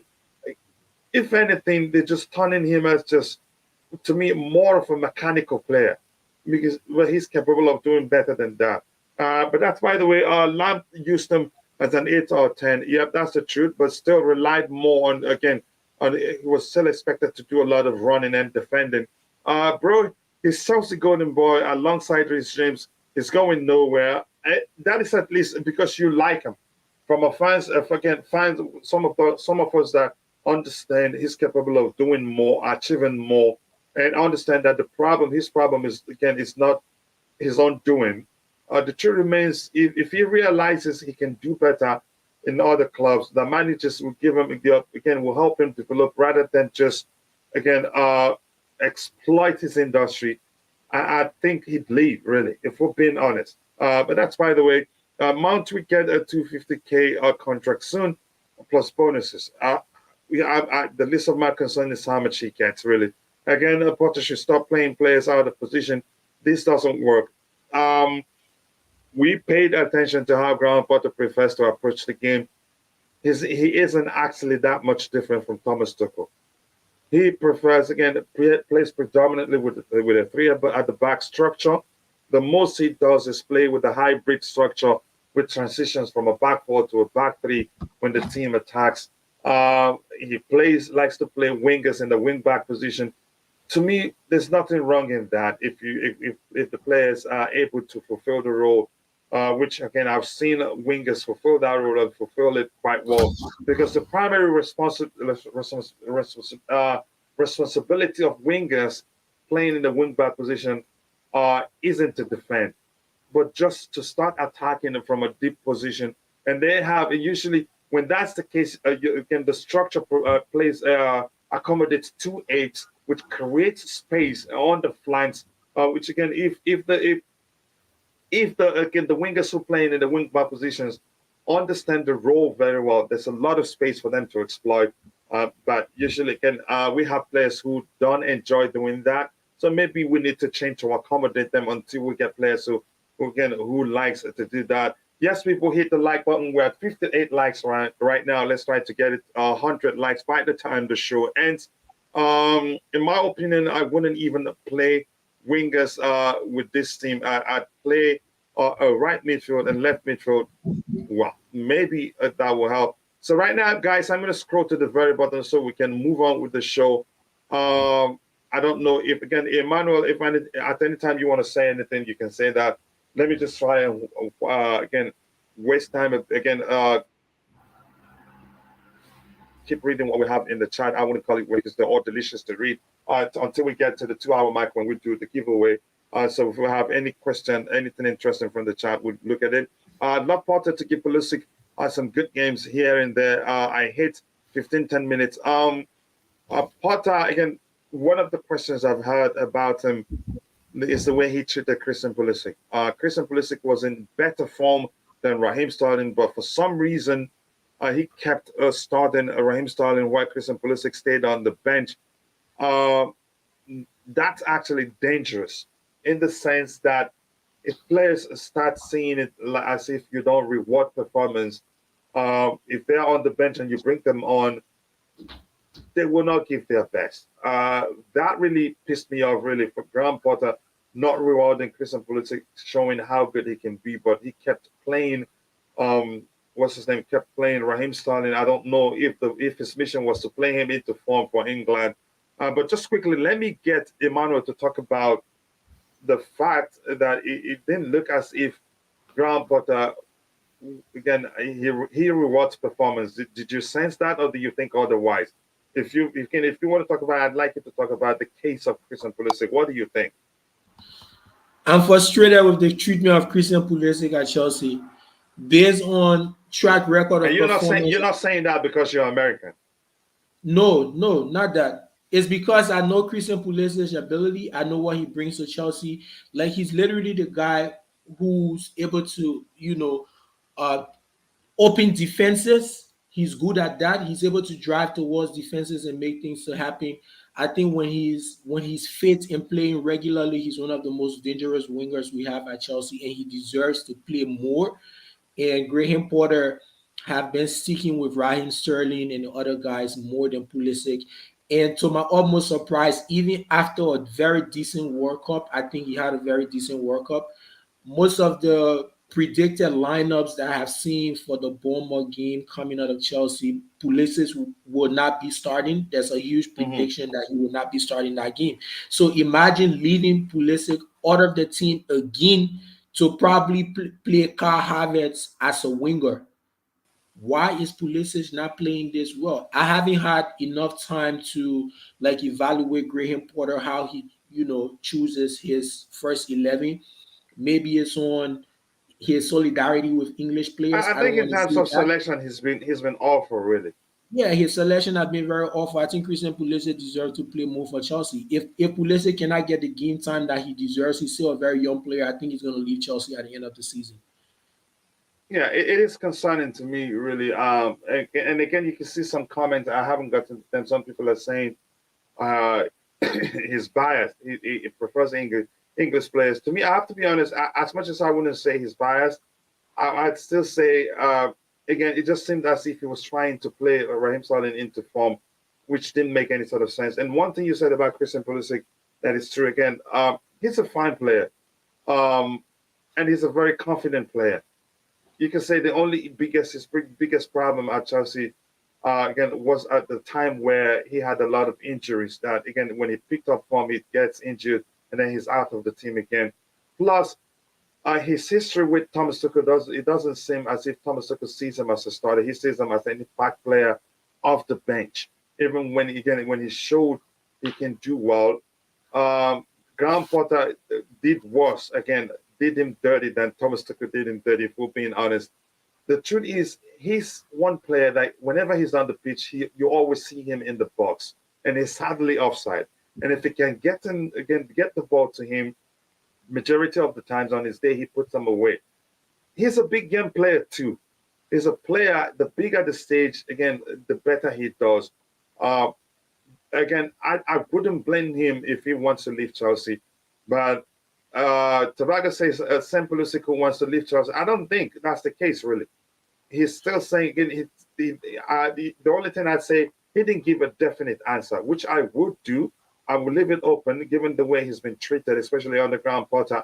I would leave it open I will accept the possibility to leave, but I'm not going to say it. But he hasn't said he's looking to leave. Yes, there are clubs that were interested in signing him from Chelsea during the summer, but he didn't push for a move. He could have. But again, he said he's looking forward to remaining at Chelsea and playing. All he's asking is more game time. And to me, he didn't even get anything acceptable given his capability. And it's not like he's had so many injuries of late. He's done his best. He's found a way to stay fit. And I hope we don't let him go. But if we're going to be treating him badly like that, I think if I were him, I'd leave the club. It's as simple as that. We have just a minute or so to go again to do the giveaway, and then we continue.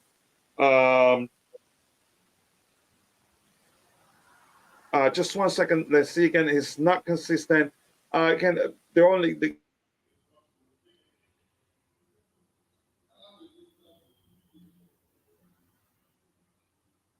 again those periods where he got injured. But I think pitch, if he's happy, you'd see him give his best. Really, he's one player. Again, to me, you can say he's a poacher. He always gets in the box and it's hardly outside.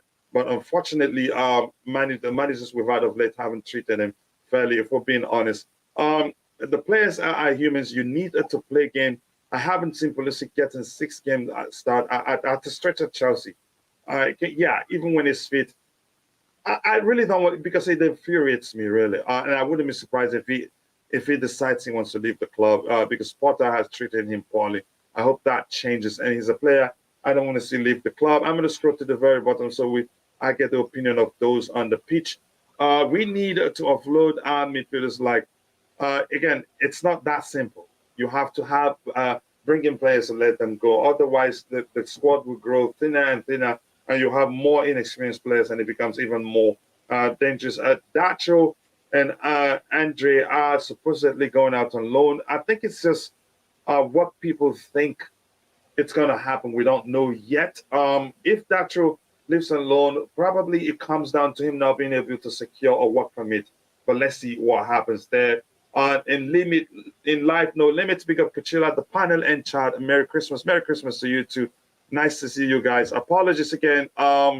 We have again the Undertaker CFC High Coach Mount has to go because it's not a Potter player. Maybe if that's how you see it. But nice to see you on the Undertaker CFC. Is there anybody here? I haven't said hello to CFC Hakim. Hello to you. We need Zachariah, the guy that again that we could get. That guy is something special. He's a prospect. But again, I need us to really get a creative midfielder who are again at the end of the season will produce double digits in terms of chance creation.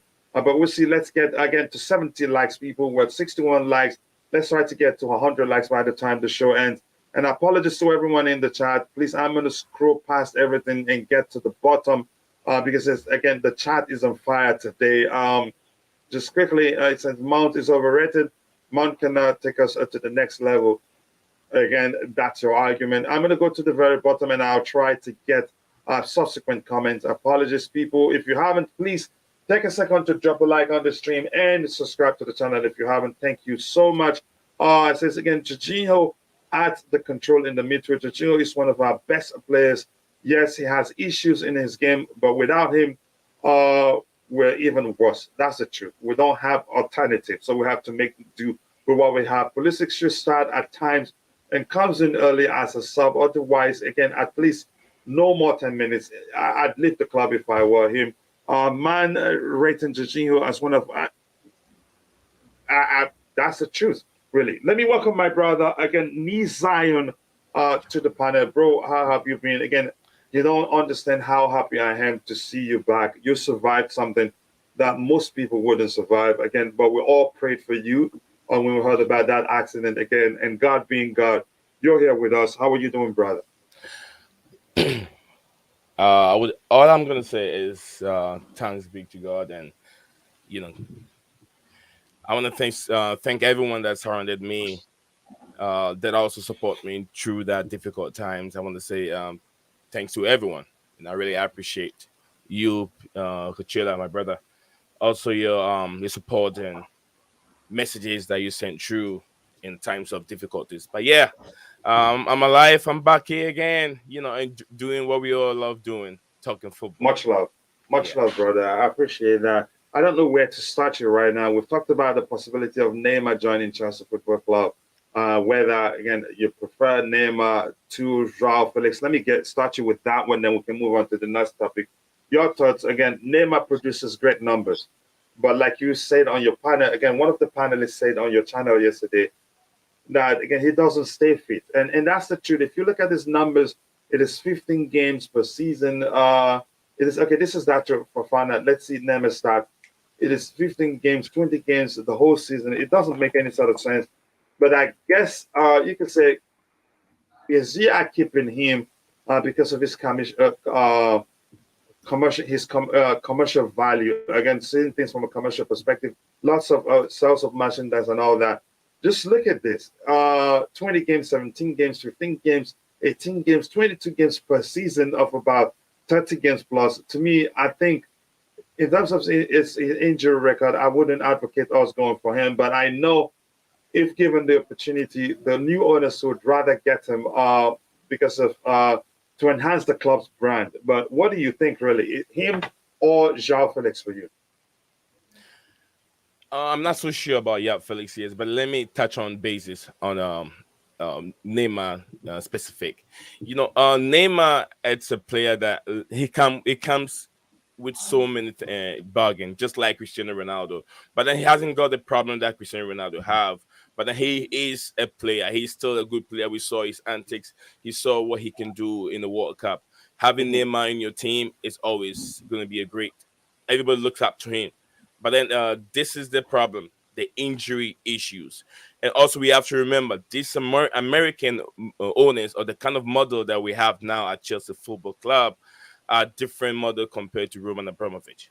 Like you said, versatility. Like you said, balance. We need someone in the middle that can contribute, that can give us more goals. Someone in the middle that can open that tight defense that we see in the Premier League. 11 men in the 18-yard box, very difficult if you don't have a special talent, a special midfielder like the Fabregas, who has that 7 eyes on the pitch that can see beyond 5 people and give that spectacular pass for a finisher to put it. We haven't seen that coming. Kovacic have a hard time trying to find that. Kovacic is not a goal scorer. He can't put the ball in the back of the net. Maybe we might see one ball go to the back. He can put one ball in the back of the net out of 20 shots or 50 shots. That's not going to help a team like Chelsea to be able to be who we are again. Also, Neymar coming to Chelsea will sell lots of jerseys. Let's look at that way. Manchester United haven't won nothing, but up till now, they still people. They're not just people seeing them, but on top of the world most richest club in the world, they are part of it. Forget about not winning anything. Glazers are happy that the club is winning. I mean, they're making more money. I mean, until they can find that one that can move the club to a different level in terms of winning trophy, it's not. I mean, they haven't seen that yet. Maybe Ten Hag can be the guy that they can put the trust in it. So we have to Todd Bowley have to find that model that can bring in. It can make the club sustainability. Sustain one of the problems. So I think Neymar to Chelsea, people don't have to rule that out. It can happen.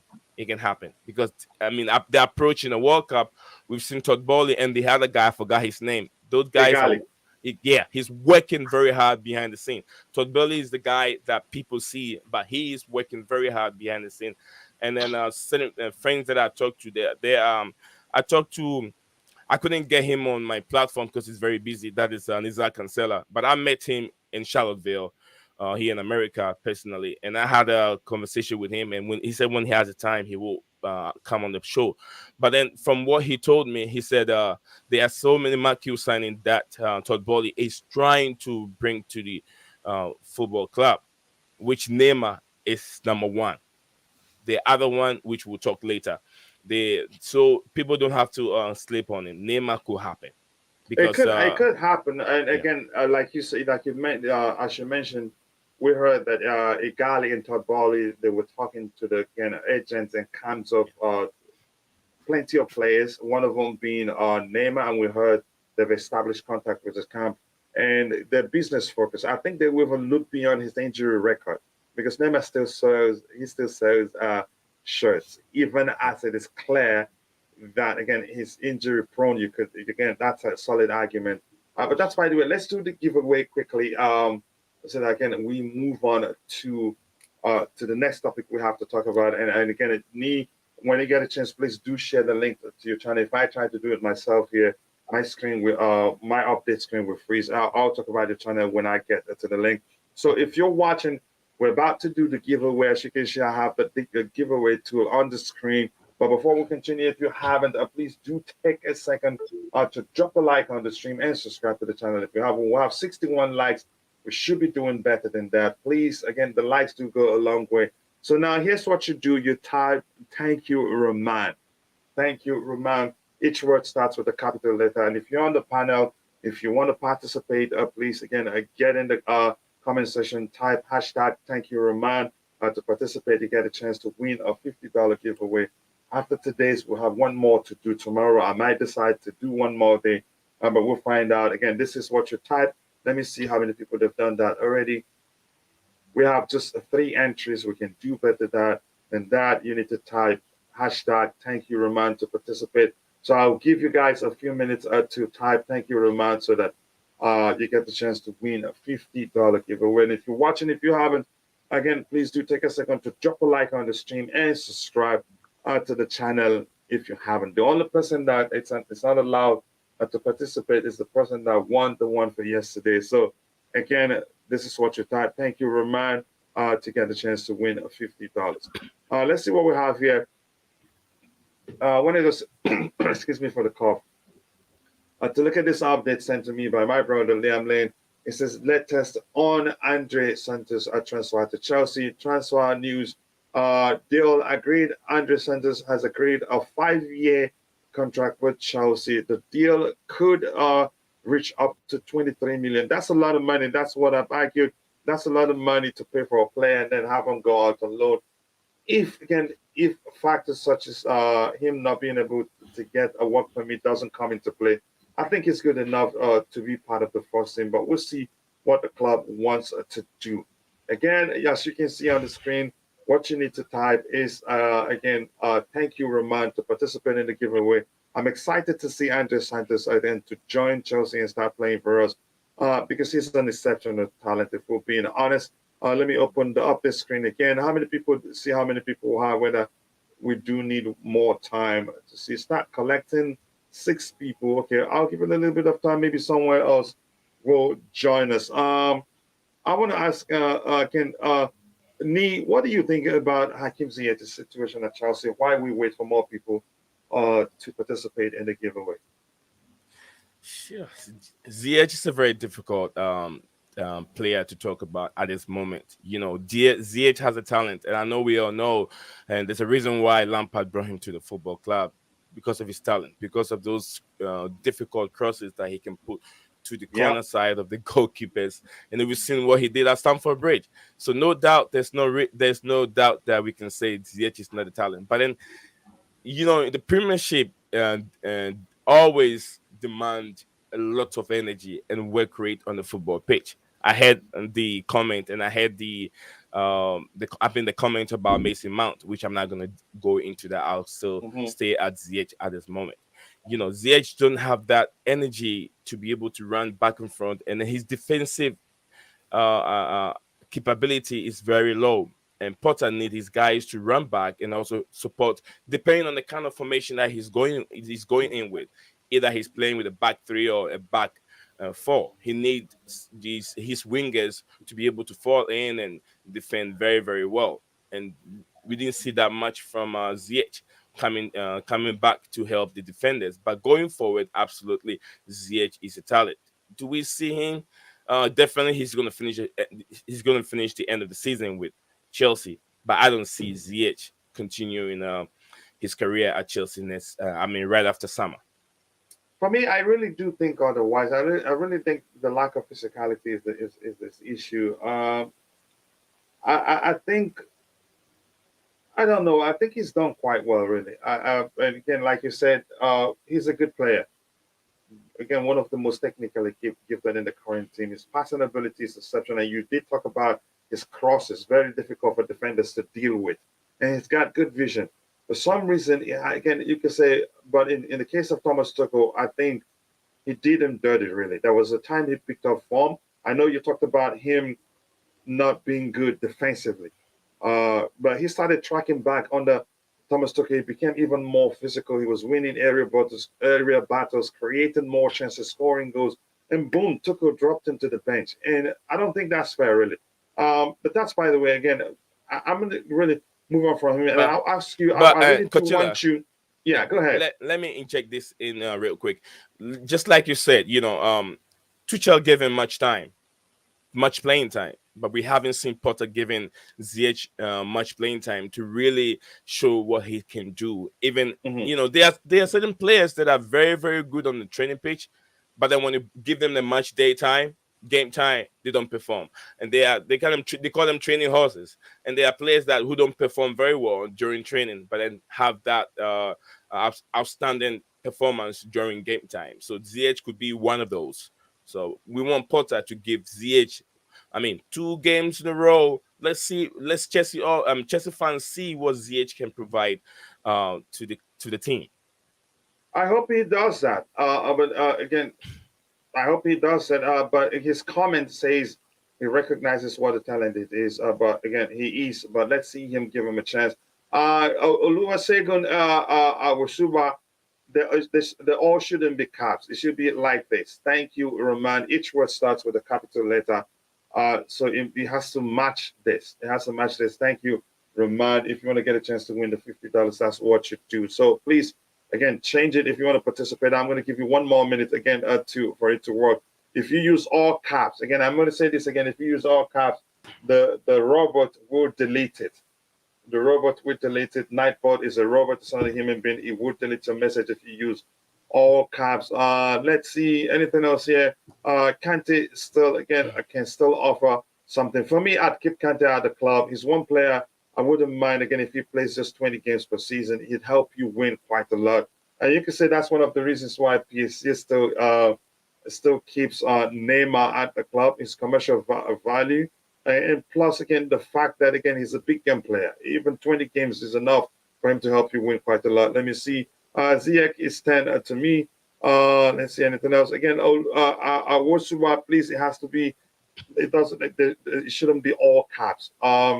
Again, each word starts with a capital letter, but not all caps. So I'm going to go and do the draw so we can move on. I wanted to get Nee's opinion on Mason Mount. Let me open the giveaway window. There you go. We're there right now. We're gonna do this. Let me do it like this, maybe, so people can see it. Back, we have 7 entries. 6 entries. Something changed. I'm not sure what that is. So I'm gonna do the draw now. Right now, let's do it. Let's see. Again, back one more time. Okay, let's do the draw. Good luck to all of you, and if you don't win today, you get a chance to win tomorrow.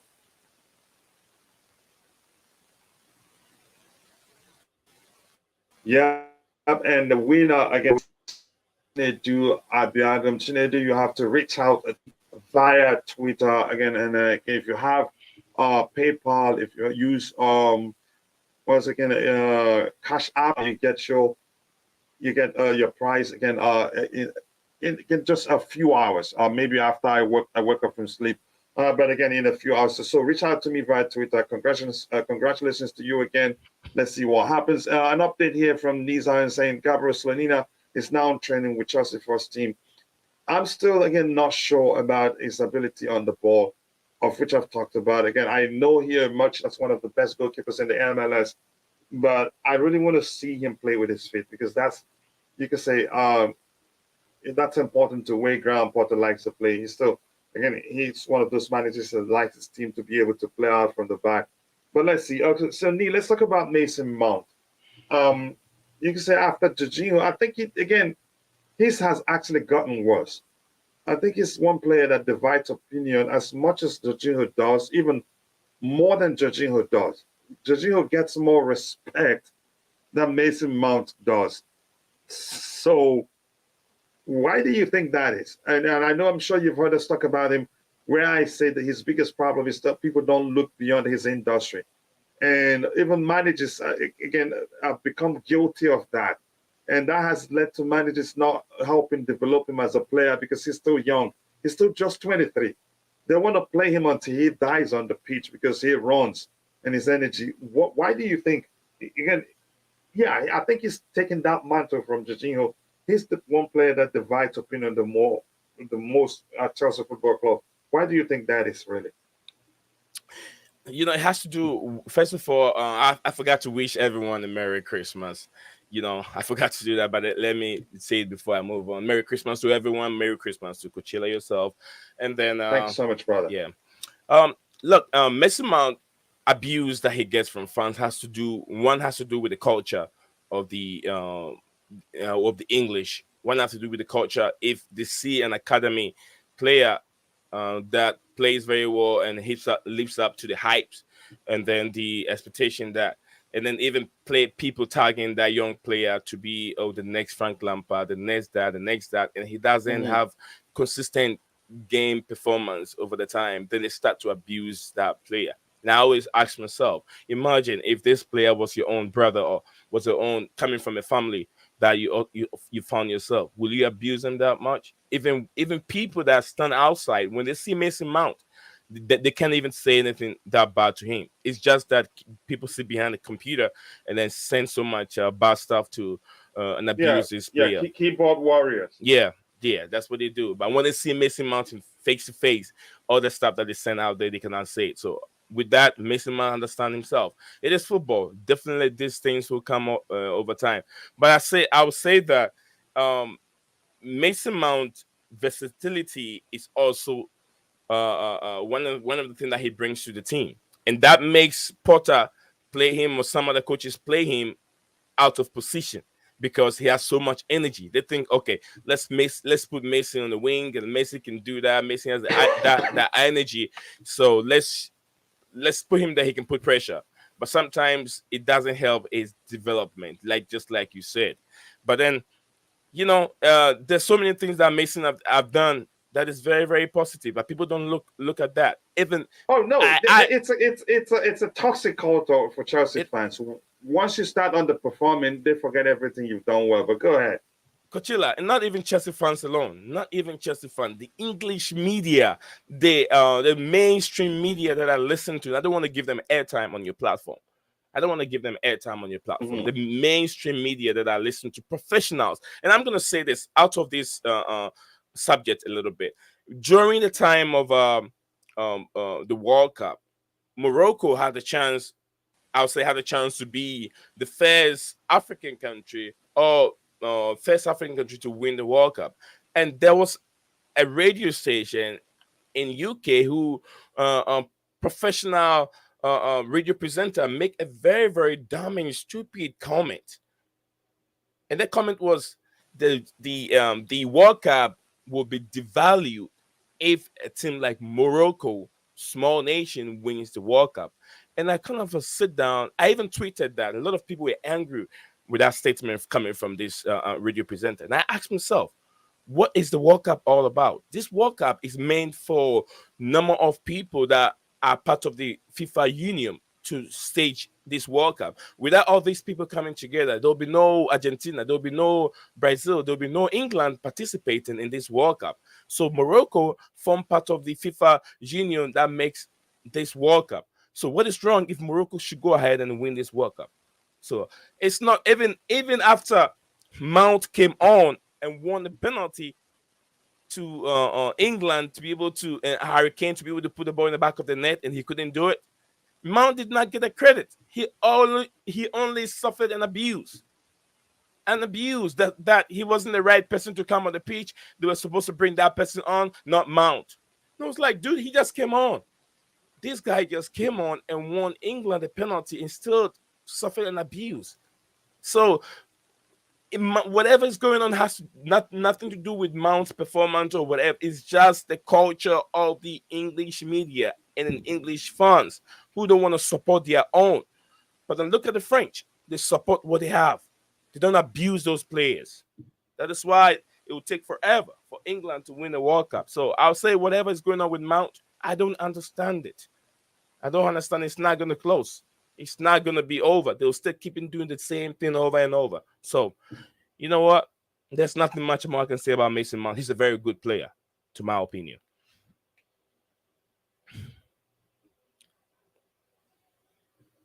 Kuchila, you there?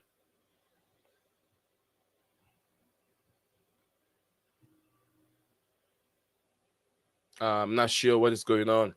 Yeah, I'm not sure if I'm still live on the platform because I can't really tell. It says I'm not sure. Looks like you're still live, but I don't see anyone here. But yeah, just like I said, it's gonna be very, very difficult for people to have a different okay, thank you. Definitely, thank you. I don't know where Coachella went to. Probably he dropped out for a little bit. But yeah, like I said, it will be very difficult for people to have a different change of mind on Mason Mount. But then he's a talent. He's a real blue. He's real coming from a Cobham, made from Cobham, just like Reece James. But I think that it's the hype and then the way they compare him to Frank Lampard, which sometimes he has drop off from his performance. Sometimes also that's how players see him. I mean, the fans see him not to be trying to go on and abusing. But other than that, I would say Mason Mount is outstanding. He's outstanding. Very, very good player. And also, okay, yeah, thank you, Steve Chelsea and everyone. I didn't know Coachella was going to drop. If I had that link, the signal, I would have carried on with what was going on. Yeah, like I said, guys, you can send your comment in and I will take my time and read them for you. And also we can have a different topic because I wasn't really prepared doing this at this moment. So let me see what you guys have to say and then we can also talk about it at this moment. Steve Chelsea, Mount still young. The hate is too much. He has a long way to go. Absolutely. He's a very, very young player. And I want the Chelsea fans, the people to support this young player very, very well. Then he need the support that he can get because, Lampard and Steven Gerrard at that moment have they've done all that they can to take England to the next level. But I believe in Gary Southgate. He will still give these young players chance for them to excel. And I said, people need to support these young players coming from our academy. And like I said, also here, we might see N'Golo Kante and then N'Golo Kante and Jorginho living out from moving from Chelsea on a free. I don't know what you guys want to say about that. Do people still see Jorginho to be the guy to take us forward? I don't know about that, but then it's all up to Chelsea fans.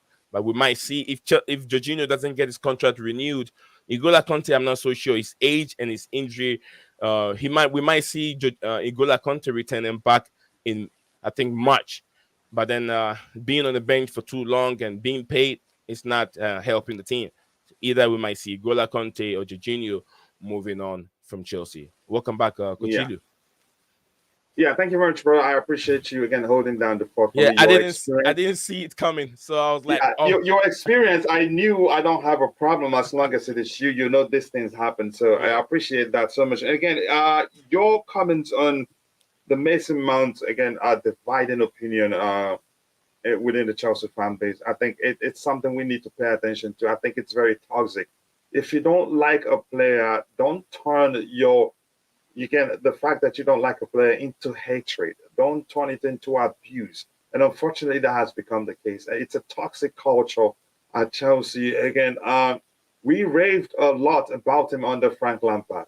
We raved about him the run up to the Champions League final. We won it. And then when he started showing poor form, everybody turned against him. He's not, again, I'm going to say this, as much as I think he's not the best player at Chelsea, I don't think he's the worst player at Chelsea either. I think he's a good player. And we seem to forget he's just 23. And unfortunately, you said something also, aside from managers valuing his industry more than his technical ability, more than the importance of helping Mason Mount develop into the player he should be. There's also, again, another thing you talked about, his versatility. Versatility in young players can be very dangerous. That's the reason why you can say Ruben Loftus-Cheek hasn't progressed. That's the reason why you can say Kai Havertz hasn't really reached his potential.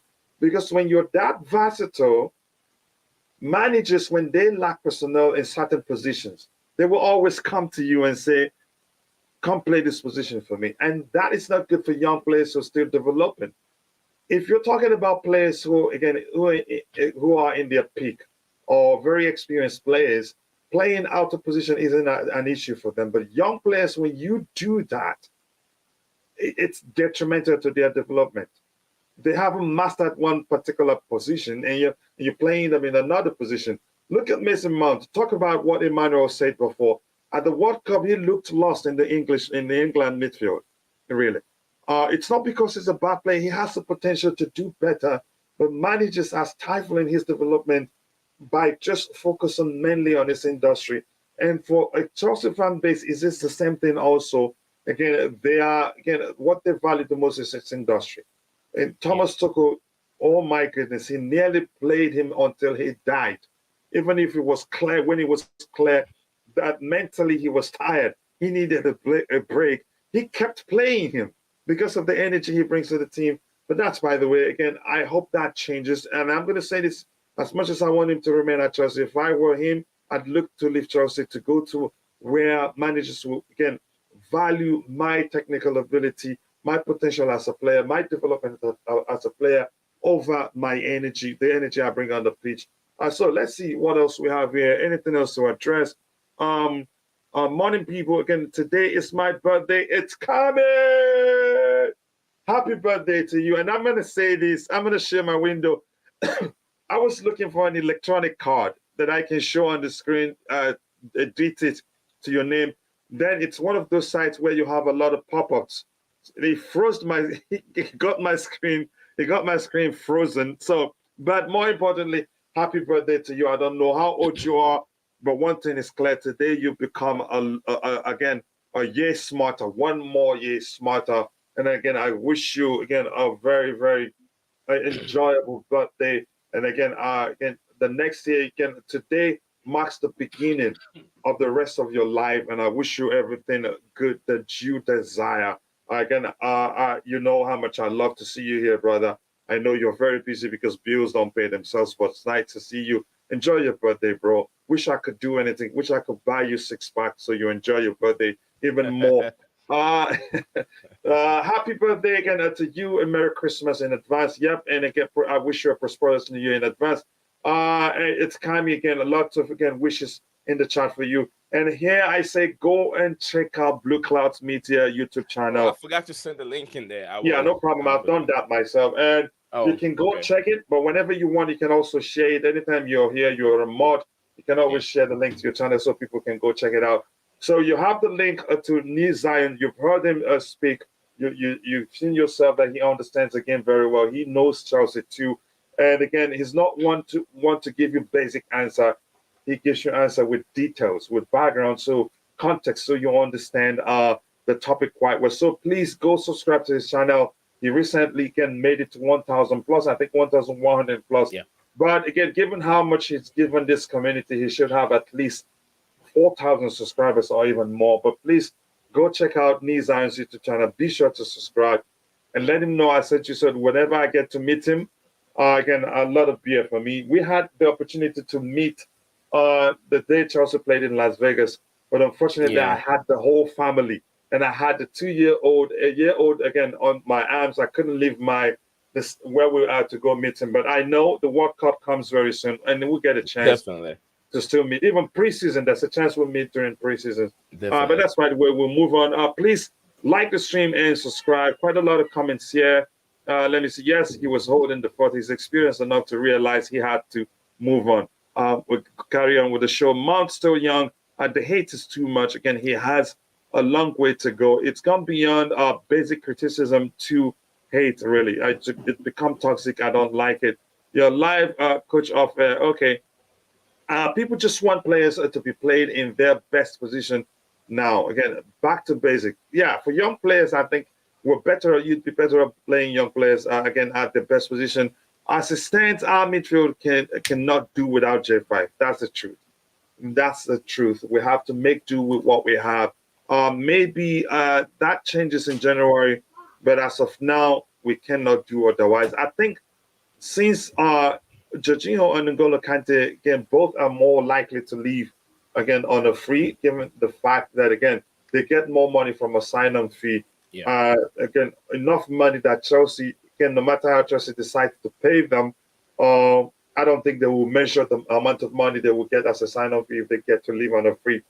So the club will probably have a plan in place to sign players, to ease them in gradually, as we still have N'Golo Kante and Jorginho till, again, the rest of the season. Let's see what happens again. I'd really want us to keep Kante. Mr. Again, Polito Way, he doesn't have a lot of technical ability. If that's how you see it, that's you, really. To me, I've seen enough to know that he's technically gifted. Maybe not the best, but at least he's a young player. And unfortunately for him, I'm going to keep repeating this because it is the truth. Managers don't look beyond his industry and don't, again, pay attention that he's still very young and needs a lot of, again, coaching to reach his true potentials. Note, again, I say as of now, we cannot do without J5. That's the truth. I don't think we can do otherwise. But that's, by the way, any other player here, I don't think there's anything else we have to talk about. We've talked about Moukoko. For me, I argue we signed Nkunku, we signed Datro Fofana. We still have, what's his name, Amanda Prayer to come back from injury. I don't think it makes sense to sign Moukoko. But plus, I still think Dortmund will get him to extend and stay at the club. To me, I've said this before. Every time I watch Moukoko, I think I get that Missy Batshuayi vibe. If it surprises me, I take it. And happy birthday, it's Kami from Liam Lane.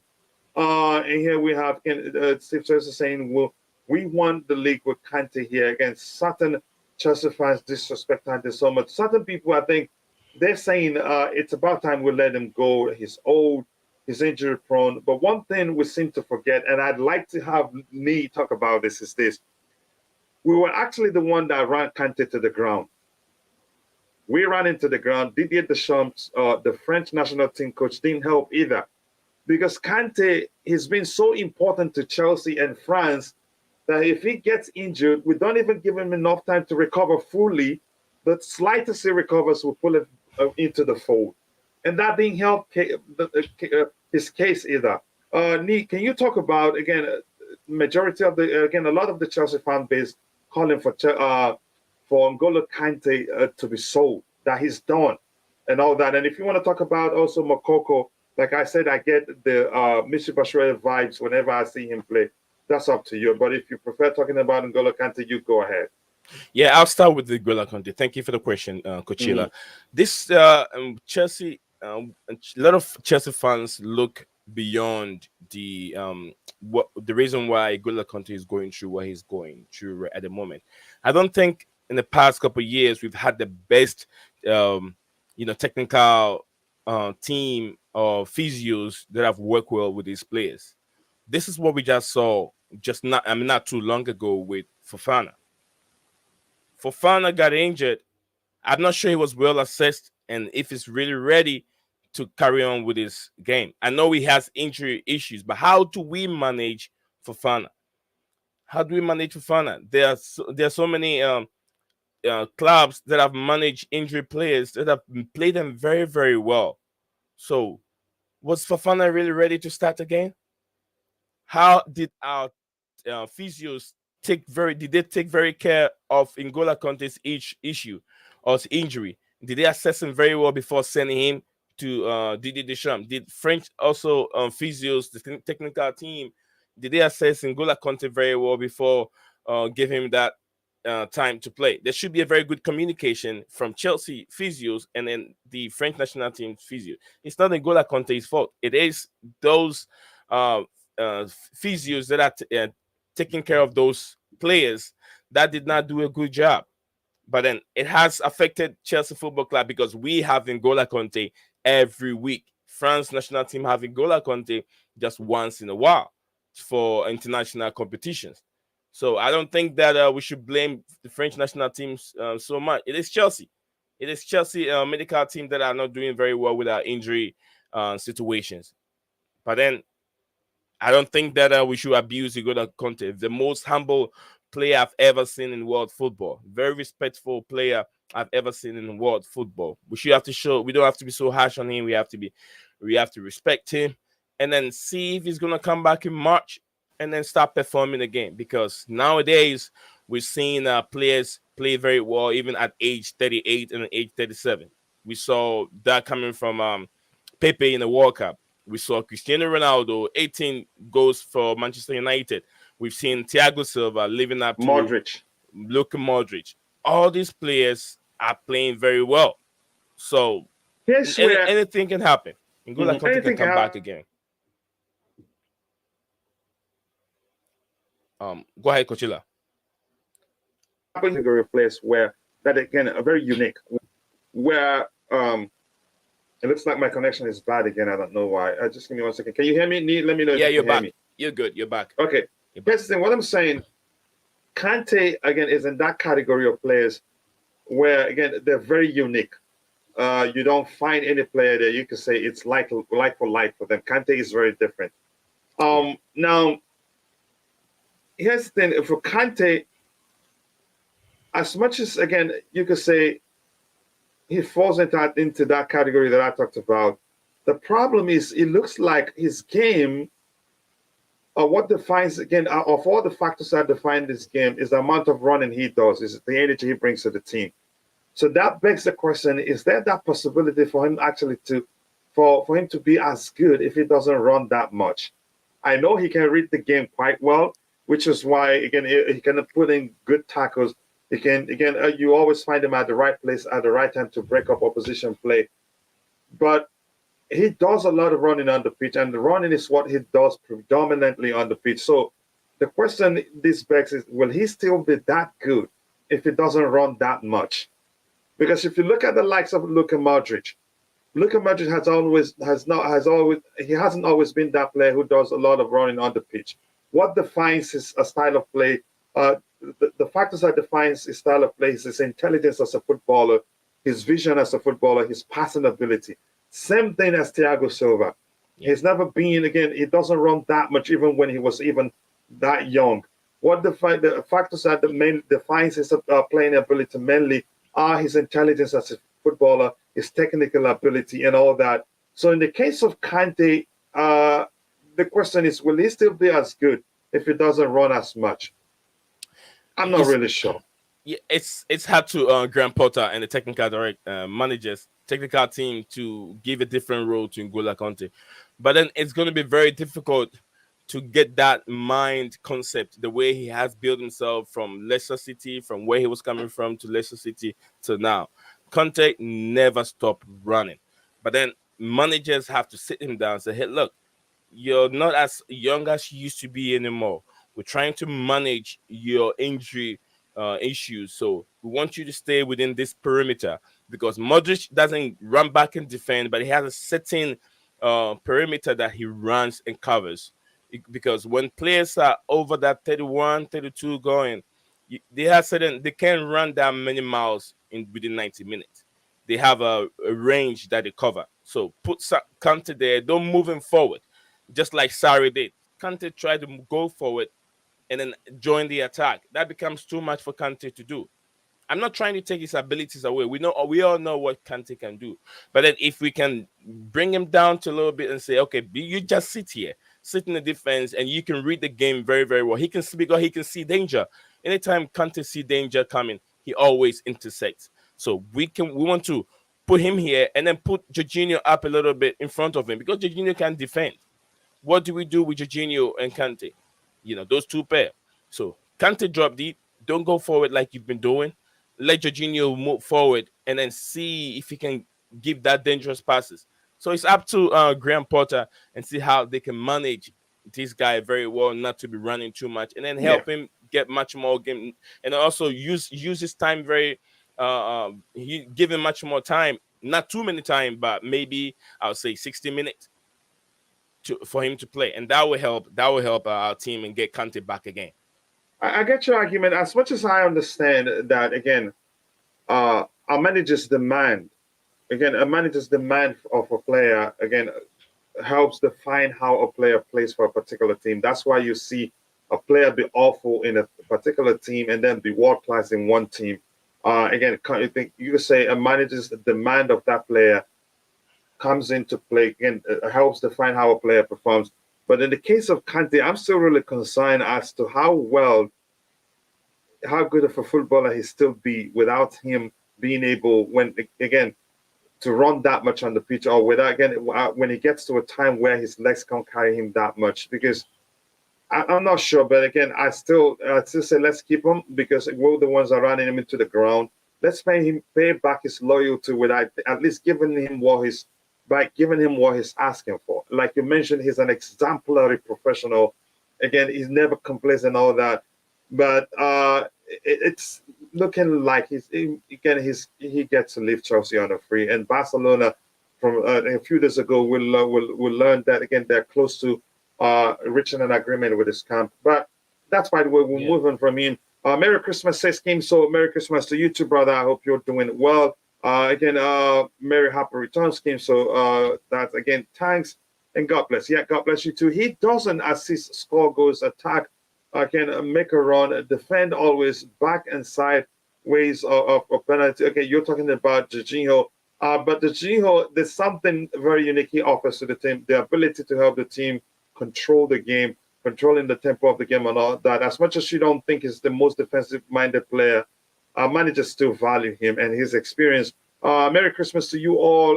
Kante is CR7.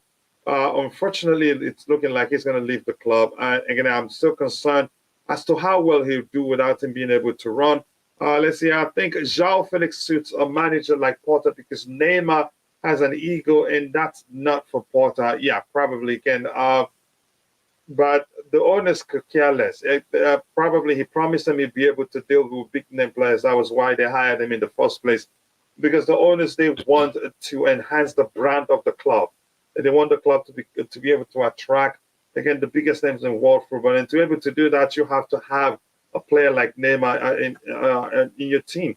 Kante won the league with Leicester City. And again, more importantly, for being honest, since he joined Chelsea, there's hardly a trophy. None. Not again. All the trophies we've won. Kante, he was pivotal to us winning all those trophies, from the Champions League to the Europa Cup that we've won since he joined us, to the Premier League. Again, he played a pivotal role in all of them. One of the most decorative players in world football. Yeah, again, Everything. yeah, so he's that important to us. I don't think there's anything else there to address. So if you have any question and you want us to address it, shoot. Otherwise, we'll be calling it a day soon. We cannot afford to lose Kante. Unfortunately, I don't think the club sees it that way. The same things from an economic perspective. Are they going to get again the value for their money? And again, if the previous owners had an offer of 3+1 on the table for him and they're offering him 2+1, to me it just seemed as if they're not keen to keep him. Although Bobby did make an argument when when the previous offer was on the table for him, he was still younger, but now he's older.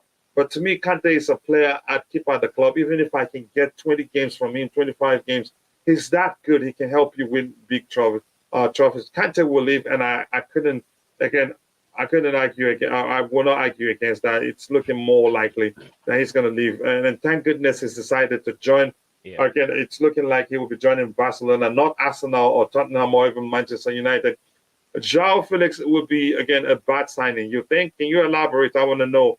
Madrid, PSG, Barcelona would take Kante and pay him more salary, but I think he's joining Barcelona. But let's see what happens. Kante will come back and help us win the Champions League. I mean, he's capable of doing that, but let's see. If Jeff 5 is injured, the team will still play that way. You think? Okay. Kante in France versus Hazard in Belgium. Kante had Hazard pocketed in the 2018 World Cup. Again, he's pocketed quite a lot of players. Chelsea versus Bournemouth lineup. Mendy Aspi. We'll do the lineup tomorrow because we'll do the game preview tomorrow. But again, if you're watching, if you haven't, go check out Zion's YouTube channel. It's called the Blue Clouds Media. Be sure to subscribe and let him know I sent you. Anything else? Again, that's the whole problem. No matter who plays, we still, as a team, play that way. So blaming one individual makes no sense. Zion, any other thing you want us to talk about? Otherwise, we'll call it a day. We'll stream again for 2 hours, 48 minutes, nearly 3 hours, really. Can you imagine? From there, I have to get my stream also going. But then, yeah, it's always a pleasure. It's been a while. Okay, have you? If you've scheduled your stream, can you share the link on the? No, not yet. Not yet. Okay, I'm still working on 1 or 2 things over here, trying to get a thumbnail going. But yeah, later on, I'll get it going. Probably around 10:30, 11. My time is 9:49 right now, so in about 2 hours time. So yeah, if you're still willing to listen to more sports, and I listen to sports from morning to evening. I can't stop listening to it because of a transfer season is in, and so many news are coming in each and every hour and couple of minutes. So you got to pay attention and see what's going on. And we have more news that we cover. I don't just like I say, I don't just cover more news on Chelsea. I cover news across the big six, and then we have on your platform. I don't know if it's okay to say that here. Other transfer news from Manchester United, Arsenal. Yeah, go ahead. It doesn't matter. Yeah, which at this moment we have Manchester United have opened links and talked to PSV Eindhoven on the player Cody Kagbo for almost about 50 million. So it looks like it's getting close. The rumors are getting stronger and stronger, and it looks like it's getting close for him to join Manchester United. So it's one of the players that we'll be talking about on the platform. And there's also some more Chelsea news in being transfer or injury or what Chelsea is going to look like tomorrow. So, yeah, that's so I have to say. Coachilla, thank you very much for the opportunity. More thanks to you for finding the time to join the show. Even though you have a show to host, you stayed till now. I cannot thank you enough. Again, with that, I want to say thank you to everyone who's found time to join the show. My brother Zion, and to Chinedu Abiagom, I want to say again, congratulations to you. Be sure to reach out to me via Twitter, and you get your prize money again as soon as just a few hours. Thank you to Liam Lane, my brother and the captain of the house. Thank you to Kim So, Lateness is Greatness, and thank you to Steve Chelsea. Thank you to Tom AB. Thank you again. You joined late, but lateness is greatness. Thank you for finding the time to join us on. And if you haven't, please do take a second to drop a like on the stream. Let's get it to at least 17 likes. Thank you to everyone else. It's Kami. Happy birthday again to you. And again, everyone else, Thomas, everyone else, Merry Christmas to you all. See you guys tomorrow. And remember, we still do another giveaway tomorrow. So with that, we've come to the end of the show, and I hope to see you guys tomorrow for another Blue Morning Show. God bless us all, and bye.